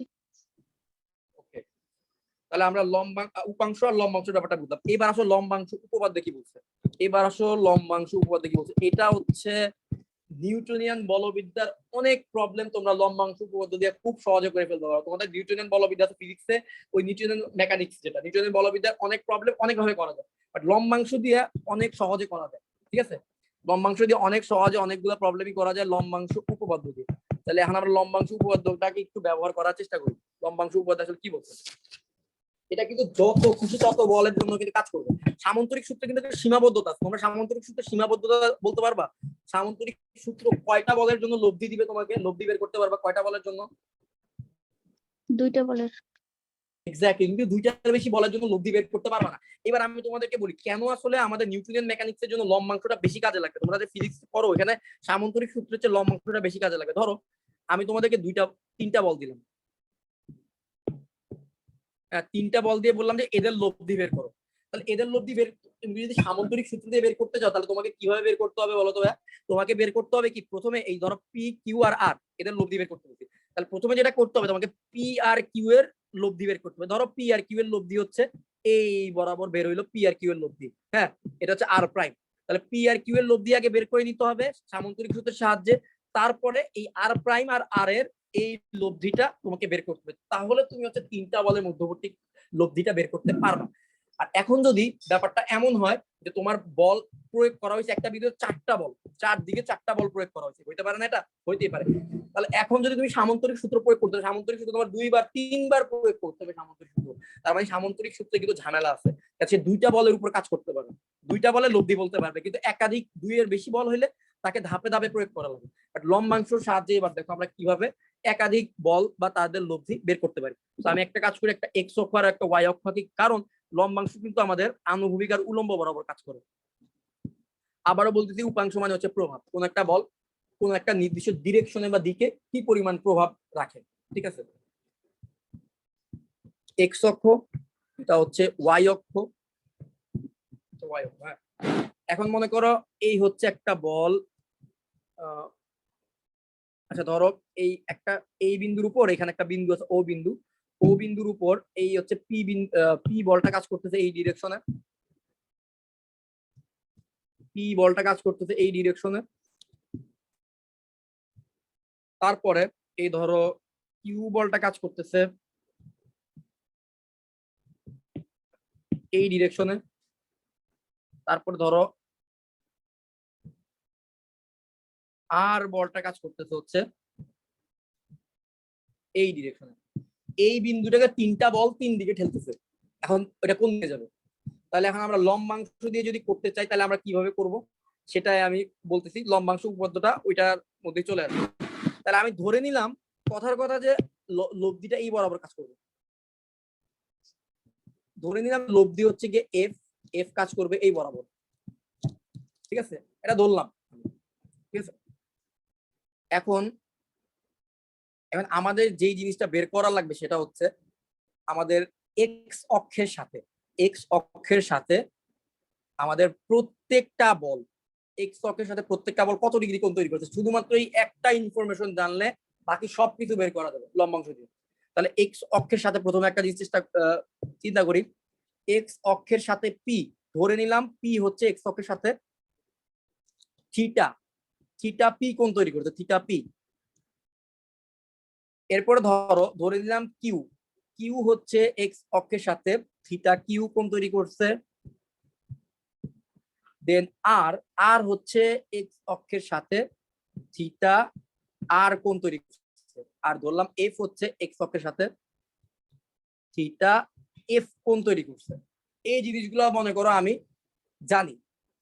তো এখন আমরা কি জানি, উপাংশ মানে কি, ওই বল ইনটু কজ অফ ওই বলের মধ্যবর্তী কোণ। তাহলে এখন আমাকে বলবার এটা হচ্ছে ও বিন্দু। তাহলে এখন আমরা যেটা করতে পারবো সেটা হচ্ছে ও এক্স বরাবর উপাংশগুলা বের করতে পারবো সবার। ও এক্স বরাবর সবার উপাংশ আমরা বের করতে পারবো। ও এক্স বরাবর বলতো পি এর উপাংশ কত হবে? পি এর উপাংশ কত হবে? ও এক্স বরাবর পি এর উপাংশ কত হবে? সবগুলো উপাংশ বের করবো। ও এক্স বরাবর পি এর উপাংশ কত? বল মানে p into cos of P আর ও এক্স এর যে ডিরেকশন তাদের মধ্যবর্তী কোণ। বলতো পি বলটা আর এক্স অক্ষের মধ্যবর্তী কোণ কত? থিটা পি না? Theta P. তাহলে আমাদের পি এর উপাংশ আসবে কজ অফ থিটা পি। এইবার বলো ও এক্স বরাবর কিউ এর উপাংশ কত? কিউ এর উপাংশ কত হবে? আর এর উপাংশ কত হবে? সবগুলাই বলো। পি এর উপাংশ কত, কিউ এর উপাংশ কত, আর এর উপাংশ কত, এফ এর উপাংশ কত? ও এক্স বরাবর।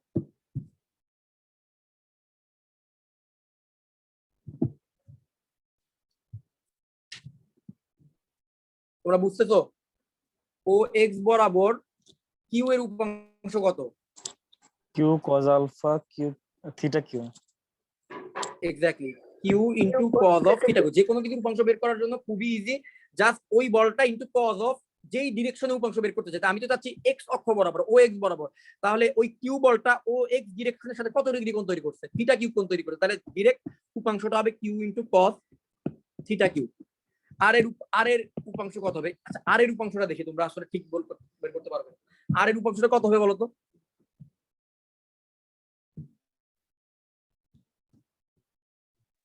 ভাইয়া R into cos 2 pi minus cos of theta.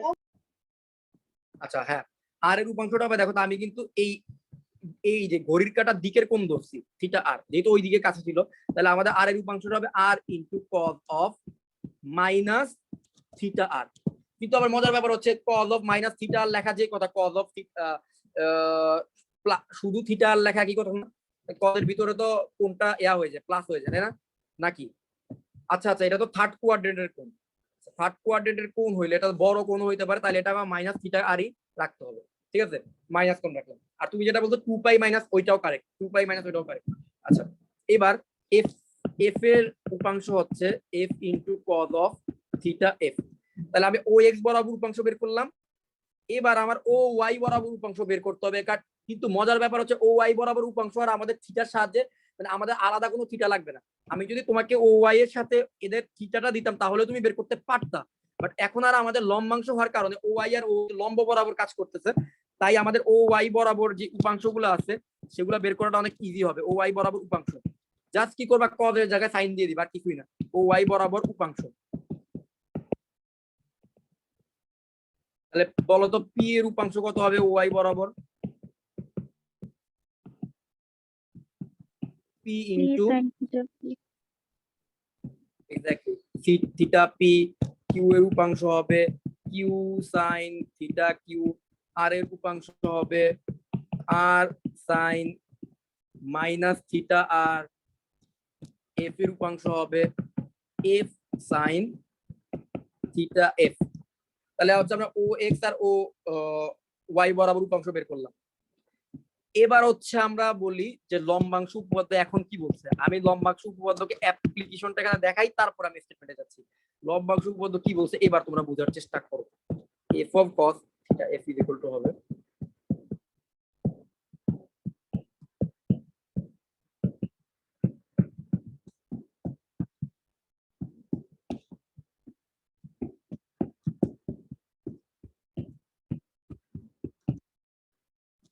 এটাই কিন্তু লম্বাংশ উপপাদ্যের স্টেটমেন্ট আমি লিখে দিতেছি।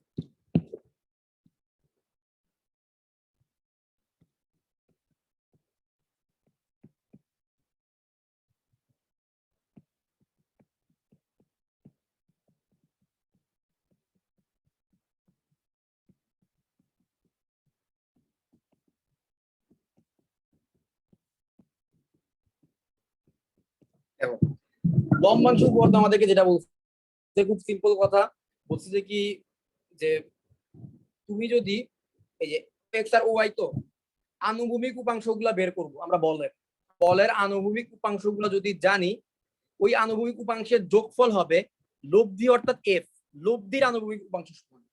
আবার বলের যতগুলো বলই থাকুক, এখানে যদি 10টা বল থাকুক, 10টার ক্ষেত্রেই আমরা এটা অ্যাপ্লাই করতে পারবো। 10টা বল থাকলেও ডাজেন্ট ম্যাটার, 10টা বল আমরা 3টা বলের জন্য দেখাইছি, 10টা বল থাকলে কোনো সমস্যা নেই।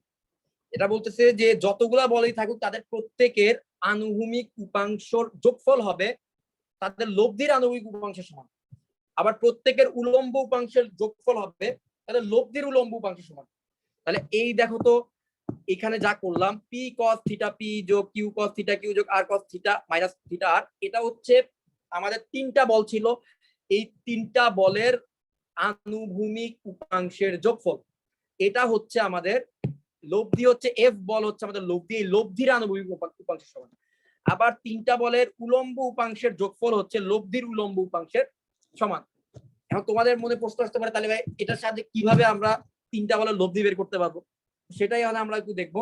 সেটা আসলে কিছুই না, দেখো তো 1 নম্বর আর 2 নম্বরকে যদি আমরা স্কোয়ার করে যোগ করে দিই, তাহলেই কিন্তু আমরা আমাদের অ্যান্সারটা পেয়ে যাব। 1 নম্বর আর 2 নম্বরকে যদি আমরা স্কোয়ার করে যোগ করে দেই, তাহলেই কিন্তু আমাদের অ্যান্সারটা বের হয়ে যাবে।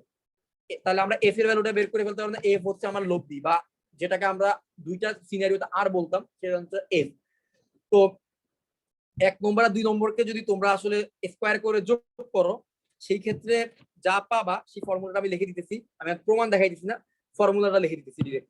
সেটা কেমন হবে, আমার যেহেতু সময় নাই, যেহেতু লম্বাংশের রিলেটেড আরো 2টা প্রবলেম করতে হবে, তোমরা নিজেরাও করতে পারবা, চাইলে তোমরা নিজেরাই এরকম একটা সিনারিও ক্রিয়েট করে চাইলে এই জিনিসটা প্রমাণ করতে পারবা, প্লাস বইয়ের মধ্যে দেওয়া আছে।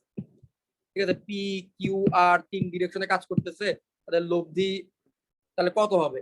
এটা ধরলাম আলফা, এটা ধরলাম, এটা হচ্ছে গিয়ে কত, আলফা ধরো, আর এটা ধরো বিটা ধরো, এটা ধরো গামা ধরো, গামা ধরলা, আর এই ধরো তোমার লব্ধি এফ, এটা হচ্ছে ধরো থিটা। তাহলে তোমার এই লব্ধি এফ এর মান কত আর লব্ধি এই এফ এর দিক কত, আমি ডিরেক্ট ফর্মুলাটা রেখে দিতেছি। তোমাদের এই রাশিগুলো কিন্তু নিয়ে আসলাম, এই রাশিগুলোকে যা যদি একটাকে আরেকটা দিয়ে ভাগ করো, দিক পেয়ে যাবা। একটাকে আরেকটার সাথে স্কোয়ার করে যোগ করো, তুমি কিন্তু লব্ধির মান পেয়ে যাবে। তোমাদের বইয়ের মধ্যে প্রমাণ সহ এগুলো আছে, আমি ডিরেক্ট ফর্মুলাটা একটু লিখে দিতেছি। এফ এর ভ্যালুটা হবে, যদি 3টা কেস থাকে, 3টা কেস থাকলে এফ এর ভ্যালুটা হবে কত, পি স্কোয়ার কিউ স্কোয়ার যোগ 2পি কিউ, 2পি Q, sorry, P square Q square যোগ আর স্কোয়ার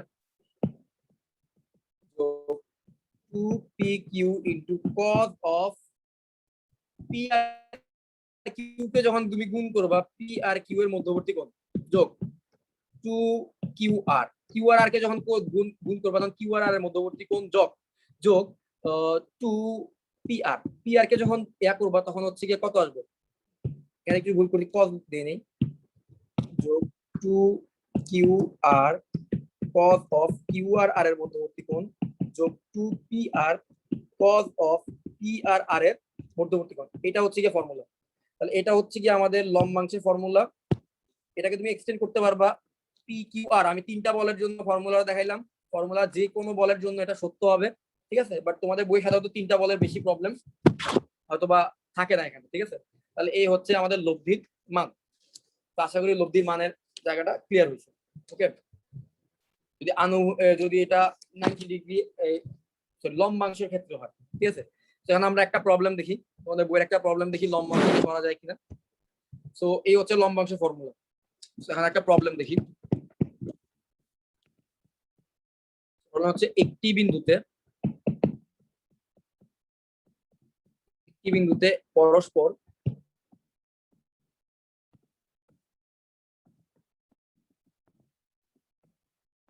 120 ডিগ্রি কোণে ক্রিয়ারত, পরস্পর 120 ডিগ্রি কোণে ক্রিয়ারত পি টু পি এবং 3p মানের বলত্রয়ের লব্ধির মান ও দিক বের করো। আচ্ছা, ডিরেক্ট ফর্মুলা দিয়ে করতে পারবো, তোমাদের কনসেপ্ট দিয়েও তোমরা চাইলে করতে পারবো, তোমাদের উপর। তো প্রথমে একটা কাজ করি, আমাদের বল হচ্ছে একটা বিদ্যুতের 3টা বল, সামান্তরিক সূত্র দিয়ে এই প্রবলেমটাও করতে পারবো, কিন্তু তোমার কয়েকটা স্টেপে করতে হবে। একটা হচ্ছে পি বল, ছোট দেখাই, পি বল, আরেকটা হচ্ছে 2p বল, একটা হচ্ছে 3p বল, 2p আর এটা হচ্ছে 3p। তারা একটা বিন্দুতে পরস্পর 120 ডিগ্রি কোণে, তাহলে p আর 2p এর মধ্যবর্তী কোণ কত, আর 2p আর 3p এর মধ্যবর্তী কোণ, আর 3p আর p এর মধ্যবর্তী কোণ কত, এটা বলতে পারবা? p আর 2p এর মধ্যবর্তী কোণ কত হবে?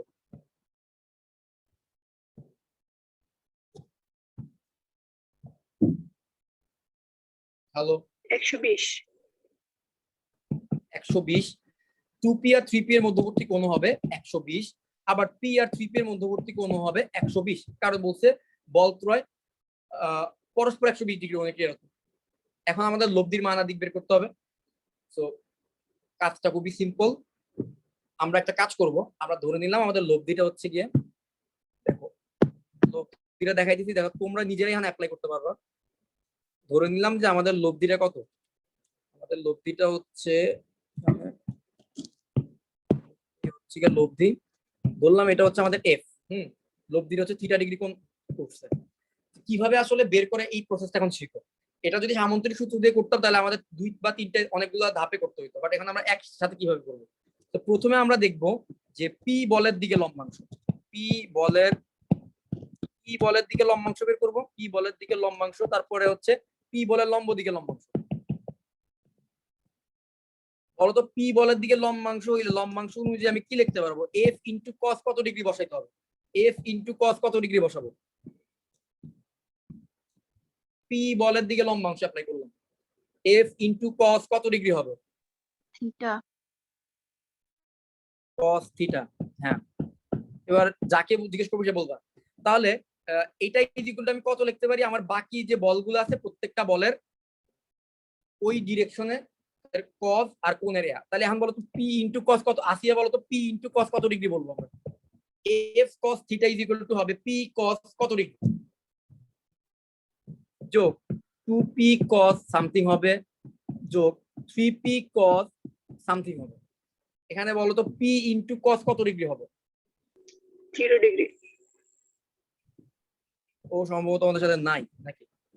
আচ্ছা, তাহলে p ইনটু cos 0 ডিগ্রি হবে, কারণ আমি p এর ডিরেকশনে লম্বাংশ অ্যাপ্লাই করলাম।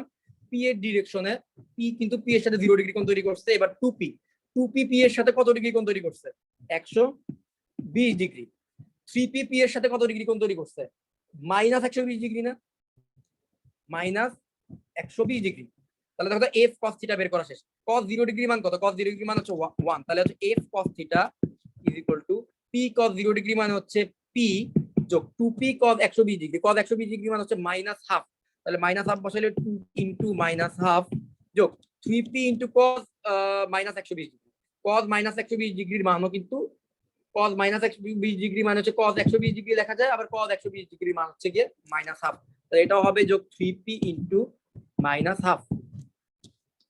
সবশেষে আমি কত পাচ্ছি? f cos theta is equal two পাচ্ছি p মাইনাস p, যে 2p আর এখানে যদি করি মাইনাস p যোগ 3p ডিভাইডেড বাই মাইনাস 2, কাটাকাটি করে সবশেষে পাই f cos theta is equal to 3p divided by minus 2। এই দেখো f cos থিটার ভ্যালু বের করে ফেলছি। এবার p এর লম্ব দিকে যদি বের করি, p এর লম্ব দিকে উপাংশ, p এর লম্ব দিকে উপাংশ যদি বের করতে পারি তাহলে আমরা f এর ভ্যালুটা বের করতে পারবো। তাহলে p এর লম্ব দিকে উপাংশ কত হবে? p এর দিকে উপাংশ যদি f cos থিটা হয়, p এর লম্ব দিকে উপাংশ হবে f sin থিটা। এখন বলো তো f sin theta is equal to আমরা কত লিখতে পারবো? চিত্রটা দেখে বলো তো p কত হবে? আগের বার যে কোণগুলো বসাইছো না সেই কোণগুলো সেম থাকবে, জাস্ট cos এর জায়গায় sin বসাই দিবা, আর তো কিছুই না, তাই তো? এটাই তো লম্বাংশের application. So p sin f sin theta is equal to হবে p sin 0 ডিগ্রি যোগ 2p sin 120 ডিগ্রি যোগ 3p sin মাইনাস 120 ডিগ্রি। তো এই ছিল আমরা p এর লম্ব দিকে উপাংশ বের করলাম। তাহলে f sin theta is equal to আমরা কত পাচ্ছি? p sin 0 ডিগ্রি মানে হচ্ছে পুরোটার value 0, 2p sin 120 degree, sin 120 ডিগ্রির ভ্যালু কত? √3/2। sin 120 ডিগ্রি ভ্যালু হচ্ছে √3/2, তাহলে 120 ডিগ্রি জায়গায় √3/2 বসাই, যোগ 3p। আচ্ছা, sin -120 ডিগ্রিকে লেখা যায় মাইনাস sin 120 ডিগ্রি, তাহলে লেখা যায়, তাহলে মাইনাস চলে আসবে, আর 3p ইনটু sin 120 ডিগ্রি জায়গায় √3/2। 2 কাটা, আমরা সবশেষে পাচ্ছি f sin θ ইকুয়াল টু আমরা পাচ্ছি √3p minus 3√3p divided by 2। ঠিক আছে, সো এটাকে যদি আমরা লসাগু করি তাহলে আমরা পাই f sin θ is equal to minus √3/2 into p। লসাগু করলে দেখো 2√3 মাইনাস 3√3p ডিভাইডেড বাই 2, তো সবশেষে আমরা পাচ্ছি minus √3 divided by 2 into p। আশা করি বুঝতে পারছো। সো f sin θ বের করলাম, f cos θ বের করলাম। তো এখন দেখো f cos θ জানি, f sin θ জানি, জাস্ট 1 আর 2 নম্বর ইকুয়েশনটাকে যদি স্কয়ার করে যোগ করি তাহলে আমরা লব্ধির মান পেয়ে যাব। স্কয়ার করে যদি যোগ করি তাহলে কত আসবে? f স্কয়ার cos স্কয়ার θ যোগ f স্কয়ার sin স্কয়ার θ। আর রাইট হ্যান্ড সাইডে কত পাবো? রাইট হ্যান্ড সাইডে পাচ্ছি হচ্ছে 3p ডিভাইডেড বাই 2। হ্যাঁ, তাহলে 3p divided by -2 whole square যোগ minus √3 divided by 2p whole square, তাহলে এটা পাচ্ছি আমরা রাইট হ্যান্ড সাইডে। তো আমরা সবশেষে এখানে পাচ্ছি 9p স্কয়ার ডিভাইডেড বাই 4 যোগ 3p স্কয়ার ডিভাইডেড বাই 4। ঠিক আছে, আর এখানে দেখো তো cos স্কয়ার f স্কয়ার কে কমন দিলে cos স্কয়ার θ যোগ sin স্কয়ার θ ইকুয়াল টু 1, তার মানে f স্কয়ার পাচ্ছি। Means f square is equal to হচ্ছে 4 লসাগু করলে 12p স্কয়ার, দেন কাটাকাটি করলে হচ্ছে থাকবে 3, দেন f ইজ ইকুয়াল টু হচ্ছে √3p। f is equal to হচ্ছে √3p, এটাই হচ্ছে আমার নির্ণয় অ্যানসার। এইভাবে যদি তোমাদের যে কোনো ভ্যালু দেওয়া থাকে তোমরা কিন্তু লম্বাংশের সাহায্যে 2টা 3টা 4টা বল থাকলে তুমি জাস্ট কি করবা, যে কোনো একটা ডিরেকশনে তুমি লম্বাংশ নিবা, তুমি p বরাবর সবগুলা বলের লম্বাংশ নিবা, ওইটা ইজ ইকুয়াল টু হবে লব্ধির লম্বাংশের সমান, লব্ধির ওই বরাবর উপাংশ সমান। আবার তার লম্ব বরাবর নিবা, ওইটাও সমান হবে। তারপরে তাদের দুজনকে স্কয়ার করে যোগ করে দিবা, f এর ভ্যালুটা পেয়ে যাবে। এই যে দেখো f এর ভ্যালু আমরা পেয়ে গেছি। এবার হচ্ছে আমাদের ডিরেকশনটা বের করতে হবে। তাহলে 2 নম্বরকে 1 নম্বর দিয়ে ভাগ করি, 2 নম্বরকে 1 নম্বর দিয়ে ভাগ করি, তাহলে কত পাচ্ছি? f sin θ কে আমরা ভাগ দিব কত দিয়ে? f cos θ দিয়ে। তাহলে f sin θ f cos θ is equal to, দেখো 2 নম্বরের রাইট হ্যান্ড সাইডে ছিল -√3/2 ইনটু p, তাহলে এটা আসতেছে -√3p/2। এটাকে ভাগ দিব কত দিয়ে? 1 নম্বরের রাইট হ্যান্ড সাইডে কত ছিল? 3p ডিভাইডেড বাই -2, তাহলে -2 উপরে চলে যাবে আর 3p টা নিচে চলে আসবে, তাহলে হচ্ছে p কাটা 2 কাটা -1 √3, তার মানে হচ্ছে থাকছে f is equal to √3। Sorry, f তো কাটা, তাহলে tan θ is equal to √3। But এখানে একটা মজার ব্যাপার আছে, tan θ ইজ ইকুয়াল টু √3, তাহলে বলতো θ ইজ ইকুয়াল টু কত ডিগ্রি হবে? 60 ডিগ্রি। অ্যানসারটা ভুল, আর একটু চিন্তা করে বলো। 1/√3 না? θ ইজ ইকুয়াল টু √3, তাহলে tan θ ইজ ইকুয়াল টু √3, তাহলে θ ইজ ইকুয়াল টু 60 ডিগ্রি হবে। 60 ডিগ্রি হওয়ার কথা, বাট হয় না। কেন হবে না তোমাদেরকে ব্যাখ্যাটা দিই, তোমরা বুঝতে পারবে। আচ্ছা দেখো তো, আমাদের 1 নম্বর ইকুয়েশন অনুযায়ী cos θ এর ভ্যালুটা কি পজিটিভ নাকি নেগেটিভ? দেখো তো cos θ ইজ ইকুয়াল টু কি মাইনাস সামথিং আসবে না, নেগেটিভ একটা ভ্যালু। আবার 2 নম্বর ইকুয়েশন অনুযায়ী দেখো তো sin θ এর ভ্যালুটাও কিন্তু নেগেটিভ একটা ভ্যালু। আচ্ছা বলো তো sin θ cos θ দুইজনই নেগেটিভ হয় কোন কোয়াড্রেন্টে?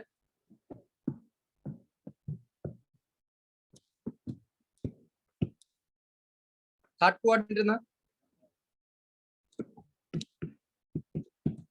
তোমরা বুঝতে পারতেছো? sin θ cos θ দুইজনই নেগেটিভ হয় কোন কোয়াড্রেন্টে?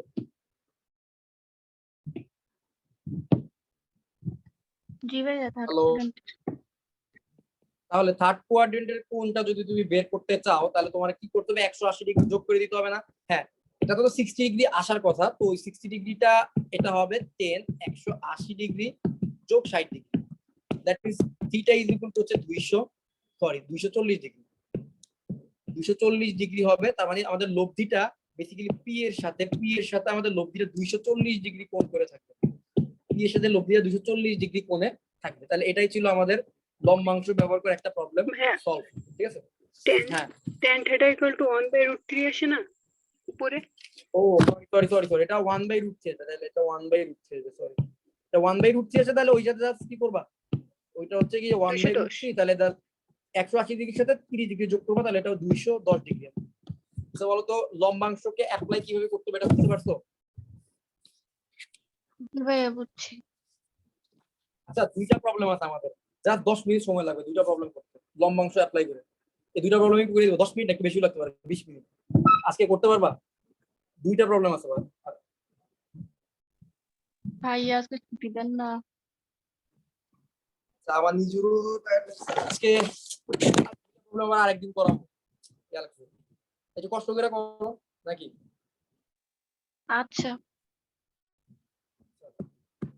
তো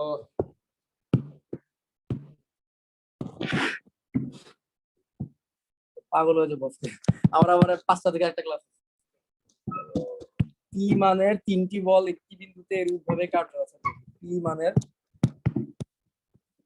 মানের 3টি বল একটি বিন্দুতে এরূপভাবে কার্যরত যেন এদের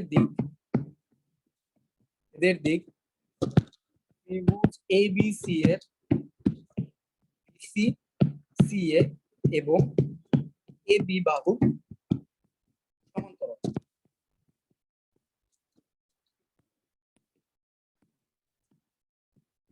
করতে বলছে তাহলে লব্ধির মানটা প্রুফ করতে বলছে। লব্ধির মান কত হবে?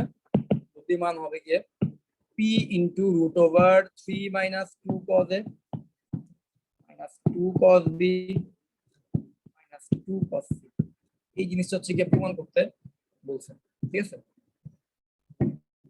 p মানের 3টি বল, তাহলে 3টি বলের মানই কত? p এরূপ ভাবে কার্যত যে এদের দিক ABC ত্রিভুজ বরাবর তাদের দিক দেখানো যাচ্ছে, ঠিক আছে? BC CA AB বরাবর। তাহলে আমি দেখো একটা সমান্তরাল, তাহলে আমি আগে ABC একটা ত্রিভুজ আঁকি।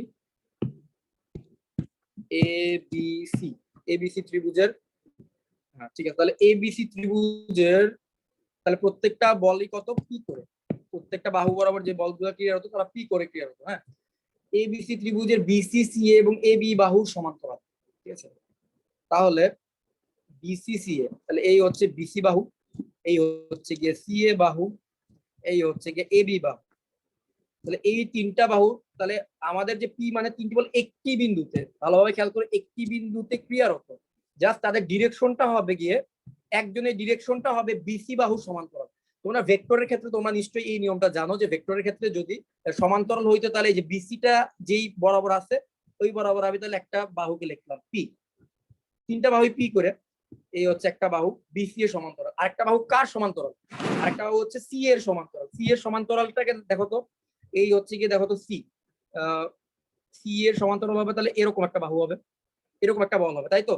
আর ভেক্টরের ক্ষেত্রে কিন্তু তুমি যদি একটা ভেক্টরের মান এবং দিককে যদি তুমি ঠিক রাখতে পারো তাহলে তুমি যে কোনো জায়গায় কিন্তু তাকে স্থাপন করতে পারো। তাহলে আমরা যেহেতু একই বিন্দুতে 3টা বল কাজ করতেছে, তাহলে এই যে দেখো আরেকটা বল হচ্ছে, দেখো তো এই বলটা কিন্তু, এই বলটার মান হচ্ছে p, এটা হচ্ছে CA বাহুর সমান্তরালে আমি আঁকছি, এটাকে CA বাহুর সমান্তরালে আঁকলাম, তাই এটা কি হবে? এটা হচ্ছে কি CA বাহুর সমান্তরালে কাজ করতেছে। আরেকটাকে আমার আঁকতে হবে AB বাহুর সমান্তরালে, ঠিক আছে? তাহলে এই যে এই দেখো তো AB বাহু যেই অ্যাঙ্গেলে আছে সেই একই ভাবে আমি তাকে আঁকলাম। AB বাহু যেভাবে আছে, ঠিক আছে, নত আনত অবস্থায় আছে, সেম একই ভাবে আমি এই বলটাকেও আঁকলাম। তাহলে এই দেখো একটা বিন্দুতে এই হচ্ছে 3টা বল কাজ করতেছে, যেই 3টা বল হচ্ছে এই ত্রিভুজের 3টা বাহু সাথে সমান্তরাল। BC বাহুর সমান্তরালে যে P বলটা কাজ করতেছে, বা CA বাহুর সমান্তরালে দেখো তো সমান্তরাল বরাবর আমি এই বলটা কাজ করতেছে, এইভাবে একটা বিন্দুর উপর 3টা বল কাজ করতেছে। এখন যদি লম্বাংশ অ্যাপ্লাই করতে চাও, প্রত্যেকটা বলের মধ্যবর্তী কোণটা তোমার কিন্তু জানা থাকা লাগবে। আচ্ছা, জানা থাকা লাগবে। এখন আমাদের বের করতে হবে তাহলে এদের মধ্যবর্তী কোণ কত। দেখো এই কোণটা কিন্তু A কোণ, এই কোণটা হচ্ছে B কোণ, এই কোণটা হচ্ছে C কোণ। আমাকে বলতে পারবা যে এইখানে C বিন্দুতে যে 2টা বল কাজ করতেছে, এই C বিন্দুতে যে 2টা বল আছে, এই 2টা বলের মধ্যবর্তী কোণ কত এটা বলতে পারবা? এটা হচ্ছে A কোণ, এটা হচ্ছে B কোণ, এটা হচ্ছে C কোণ। এই সি বিন্দুতে যে দুইটা বল আছে তাদের মধ্যবর্তী কোণ কত? দেখো তো আমি যদি এই রেখাটাকে বর্ধিত করি তাহলে টোটাল কোণটা তো হচ্ছে পাই, ঠিক আছে? আমার বলটা বেসিক্যালি কাজ করতেছে কিন্তু এই ডিরেকশনে, বলটা হচ্ছে এই ডিরেকশনে, ঠিক আছে? তাহলে এই হচ্ছে কি এই পাই বিন্দু minus থেকে C। একটা বল এইদিকে কাজ করতেছে, তাহলে এই বলটা কত হবে? এই বলটা হবে পাই মাইনাস সি। তাহলে ত্রিভুজের ক্ষেত্রে যখন কোণটা যখন এই দুইটা বলের মধ্যবর্তী কোণ যখন এ হবে, বেসিক্যালি বল দুইটা ত্রিভুজের ভিতরে কোণ হচ্ছে এ, আর বল দুইটার মধ্যবর্তী কোণ কত? পাই মাইনাস এ। বল দুইটার মধ্যবর্তী কোণ হচ্ছে পাই মাইনাস এ। কারণ হচ্ছে আমাদের কি বল দুইটার মধ্যবর্তী কোণ যখন বের করতে হয়, ধরো এই একটা বিন্দু, এই বিন্দু থেকে একটা বল হচ্ছে এই দিকে যাচ্ছে, ঠিক আছে? আরেকটা বল হচ্ছে এইভাবে যাচ্ছে, এইভাবে যাচ্ছে। আমি বললাম তাদের মধ্যবর্তী কোণ হচ্ছে 60 ডিগ্রি। তুমি কি বলতে পারবা যে এই বল দুইটার মধ্যবর্তী কোণ কত? খাদিজা বলতে পারবে এই বল দুইটার মধ্যবর্তী কোণ কত? একটা বলের ডিরেকশন হচ্ছে এইদিকে, আর একটা বলের এই যে মাথাটাকে আমি এই বিন্দুতে লাগাইলাম। এখন আমি বললাম যে তাদের মধ্যবর্তী কোণ হচ্ছে 60 ডিগ্রি। খাদিজা বলো তো তাদের এই বল দুইটার মধ্যবর্তী কোণ আসলে কত ডিগ্রি হবে? 120 ডিগ্রি। এক্স্যাক্টলি, কারণ এই 60 ডিগ্রিটা দেখো, কারণ বল দুইটা বেসিক্যালি এক বিন্দুতে কাজই করতেছে না। তাহলে আমাদেরকে যেটা করতে হবে, এই বলটাকে এই জায়গা থেকে নিয়ে স্থাপন করতে হবে এইভাবে, এইভাবে স্থাপন করতে হবে যে এই বলের মাথাটা বাইরের দিকে থাকে, ঠিক আছে? আর লেজটা যেন এই বিন্দুতে থাকে। তখন কিন্তু দেখো তাদের মধ্যবর্তী কোণ কিন্তু 60 ডিগ্রি না, তাদের মধ্যবর্তী কোণ 120 ডিগ্রি, কারণ এই রেখাটা পুরোটা ভিতরে হচ্ছে 180 ডিগ্রি, আর এটা 60 ডিগ্রি, তাহলে এই কোণটা হবে 120 ডিগ্রি, ঠিক আছে? তাহলে দেখো তো, তাহলে এইখানে দুইটা বলের মধ্যবর্তী কোণ পাই মাইনাস এ, তাহলে এইখানে দুইটা বলের মধ্যবর্তী কোণ কত? দেখো তো এই বলটা তো এই ডিরেকশনে যাচ্ছে, তাহলে এই ডিরেকশনে গেলে এটাকে বর্ধিত করে দিতে হবে, তাহলে এই হচ্ছে তার ডিরেকশন। তার এই বি কোণটা, এটা হলো বি কোণ, তাহলে এটা হচ্ছে পাই মাইনাস বি কোণ। তাহলে এখন আমাদের জন্য বোঝা ইজি কিভাবে? তাহলে এই যে কোণটা আছে এই কোণটা কত হবে? পাই মাইনাস সি কোণ। কারণ এই বলটাকে আমি কাজ করাচ্ছি হচ্ছে এই দেখো তো এই বরাবর বিসি বাহু বরাবর, তাহলে বিসি বাহু আর হচ্ছে এসি বাহুর মধ্যবর্তী কোণ কত? পাই মাইনাস সি। এই যে এর মধ্যবর্তী পাই মাইনাস, তাহলে এটা পাই মাইনাস সি। সেম একই ভাবে এই বলটা হবে পাই মাইনাস এ, এই বলটা হবে কত? পাই মাইনাস বি। তাহলে পাই মাইনাস এ, পাই মাইনাস বি, পাই মাইনাস সি কিন্তু আমি বের করলাম। এইবার আমি জাস্ট এখানে লম্বাংশটা অ্যাপ্লাই করি। লম্বাংশের সূত্রটা আমি এবার ডিরেক্ট সূত্রটা অ্যাপ্লাই করি। তোমরা নিজেরা বুঝবা এটা কিভাবে আসছে, তুমি তো ফর্মুলাটা লিখে দিছিলাম। এখন আমি চাইলে ওইভাবে করতে পারতাম যে ধাপে ধাপে ধাপে ধাপে করা, থিটা ধরে ধরে, ওইটা না করে ডিরেক্ট ফর্মুলাটা অ্যাপ্লাই করে দিতেছি যাতে সহজে মিলে। ডিরেক্ট ফর্মুলাটা কত? F square is equal to হবে বল তিনটার স্কয়ারের যোগফল, পি স্কয়ার যোগ পি স্কয়ার যোগ পি স্কয়ার যোগ 2 ইনটু প্রথম দুইটা বল পি ইনটু কজ অফ, দেখো তো প্রথম দুইটা বলের মধ্যবর্তী কোণ কত? পাই মাইনাস সি। প্রথম দুইটা বলের মধ্যবর্তী কোণ হচ্ছে পাই মাইনাস সি যোগ 2 ইনটু পি, পরের দুইটা বলের মধ্যবর্তী কোণ কত? cos of pi minus a যোগ 2 into P cos of pi minus b। আচ্ছা দাঁড়াও একটু, দরজাটা একটু লাগাই, পাই মাইনাস বি। সো এখন দেখো প্রমাণটা কিন্তু নিয়ে আসা যাবে। তাহলে F square is equal to P square মানে হচ্ছে 3p স্কয়ার যোগ, এখানে দেখো পি ইনটু পি গুণ করলে পাচ্ছি পি স্কয়ার, তার মানে 2p স্কয়ার ইনটু, আর cos পাই মাইনাস সি এর ভ্যালু কত বলতে পারবা? cos পাই মাইনাস সি এর ভ্যালু কত?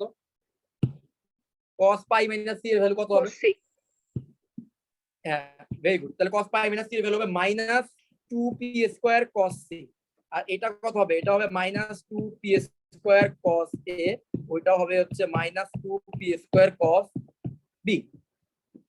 দেন এবার আমাদের কাজ হচ্ছে সিম্পল, সবার থেকে আমরা f square is equal two p square common নিই। তাহলে p স্কয়ার কমন নিলে পড়ে থাকে 3 minus 2 cos c minus 2 cos a minus 2 cos b। এবার আমরা যদি রুট করে দিই, f ইজ ইকুয়াল টু হবে p into root over 3 minus 2 cos a minus 2 cos a minus 2 cos b minus 2 cos c। তাহলে এই ছিল হচ্ছে কি আমাদের প্রবলেম, এটা প্রুফ। সো এটা বুঝতে পারছো? খাতাটা বুঝতে পারছো? জি ভাইয়া বুঝছি। এই ক্লাসটা অনেক লেংথি হয়ে গেছে, আরো একটা প্রবলেম বাকি আছে, এটা আর করাবো না, ঠিক আছে? এটা তোমরা তাহলে নিচ থেকে দেখে নিও, আমি আর এটা করাবো না। তো আমাদের তাহলে 8.1টা হচ্ছে শেষ। সবাই এত চলে গেছে, এত বড় ক্লাস নিচ্ছি, তার উপর হচ্ছে স্থিতিবিদ্যাটা যা দেখলাম আর কি পড়াই থেকে, যে ম্যাক্সিমামের মধ্যে ভয়টা আসলে বুঝি হয় না, কারণ এখানে অঙ্ক করার আমাদের প্রমাণ টাইপের, এই জন্য হচ্ছে প্রবলেমটা হয়। আচ্ছা ঠিক আছে, তাহলে আমাদের 8.1 শেষ, আমাদের নেক্সট হয়তো 8.1 এর উপর একটা পরীক্ষা থাকবে। হ্যাঁ বলো। সকালে পড়ালে ভালো হয়। ক্লাসগুলো সকালে সকালে সকালে তো আমার তো আমি একটা আরবি কোর্স করতেছি, কোরআনিক আরবি, তো এটা তো কোর্সে ক্লাস থাকে সকালে। কি করবো, আচ্ছা আমি দেখি কি করা যায়। আমি তাহলে গ্রুপে জানাবো কোন টাইমে করানো যায়। তোমাদের হচ্ছে এই টাইমটা যদি আমি চেঞ্জ করি আমার একটু সমস্যা হয়ে যাবে, কারণ আমার আরেকটা ব্যাচ আছে আবার 11টা থেকে। টাইম নিয়ে আমি যদি ওদেরকে দুপুরে দিতে পারি তাহলে তোমাদেরকে আমি সকালে নিয়ে আসবো, ঠিক আছে? তো তোমাদেরকে আমি গ্রুপে জানাবো টাইমের ব্যাপারটাতে। এই টাইমটাতে ক্লাস করাটা একটু সমস্যা হবে, মনোযোগ থাকে না, তো শরীর একটু টায়ার্ড থাকে, এই হচ্ছে কি প্রবলেম। আজকে ক্লাস তাহলে শেষ করি।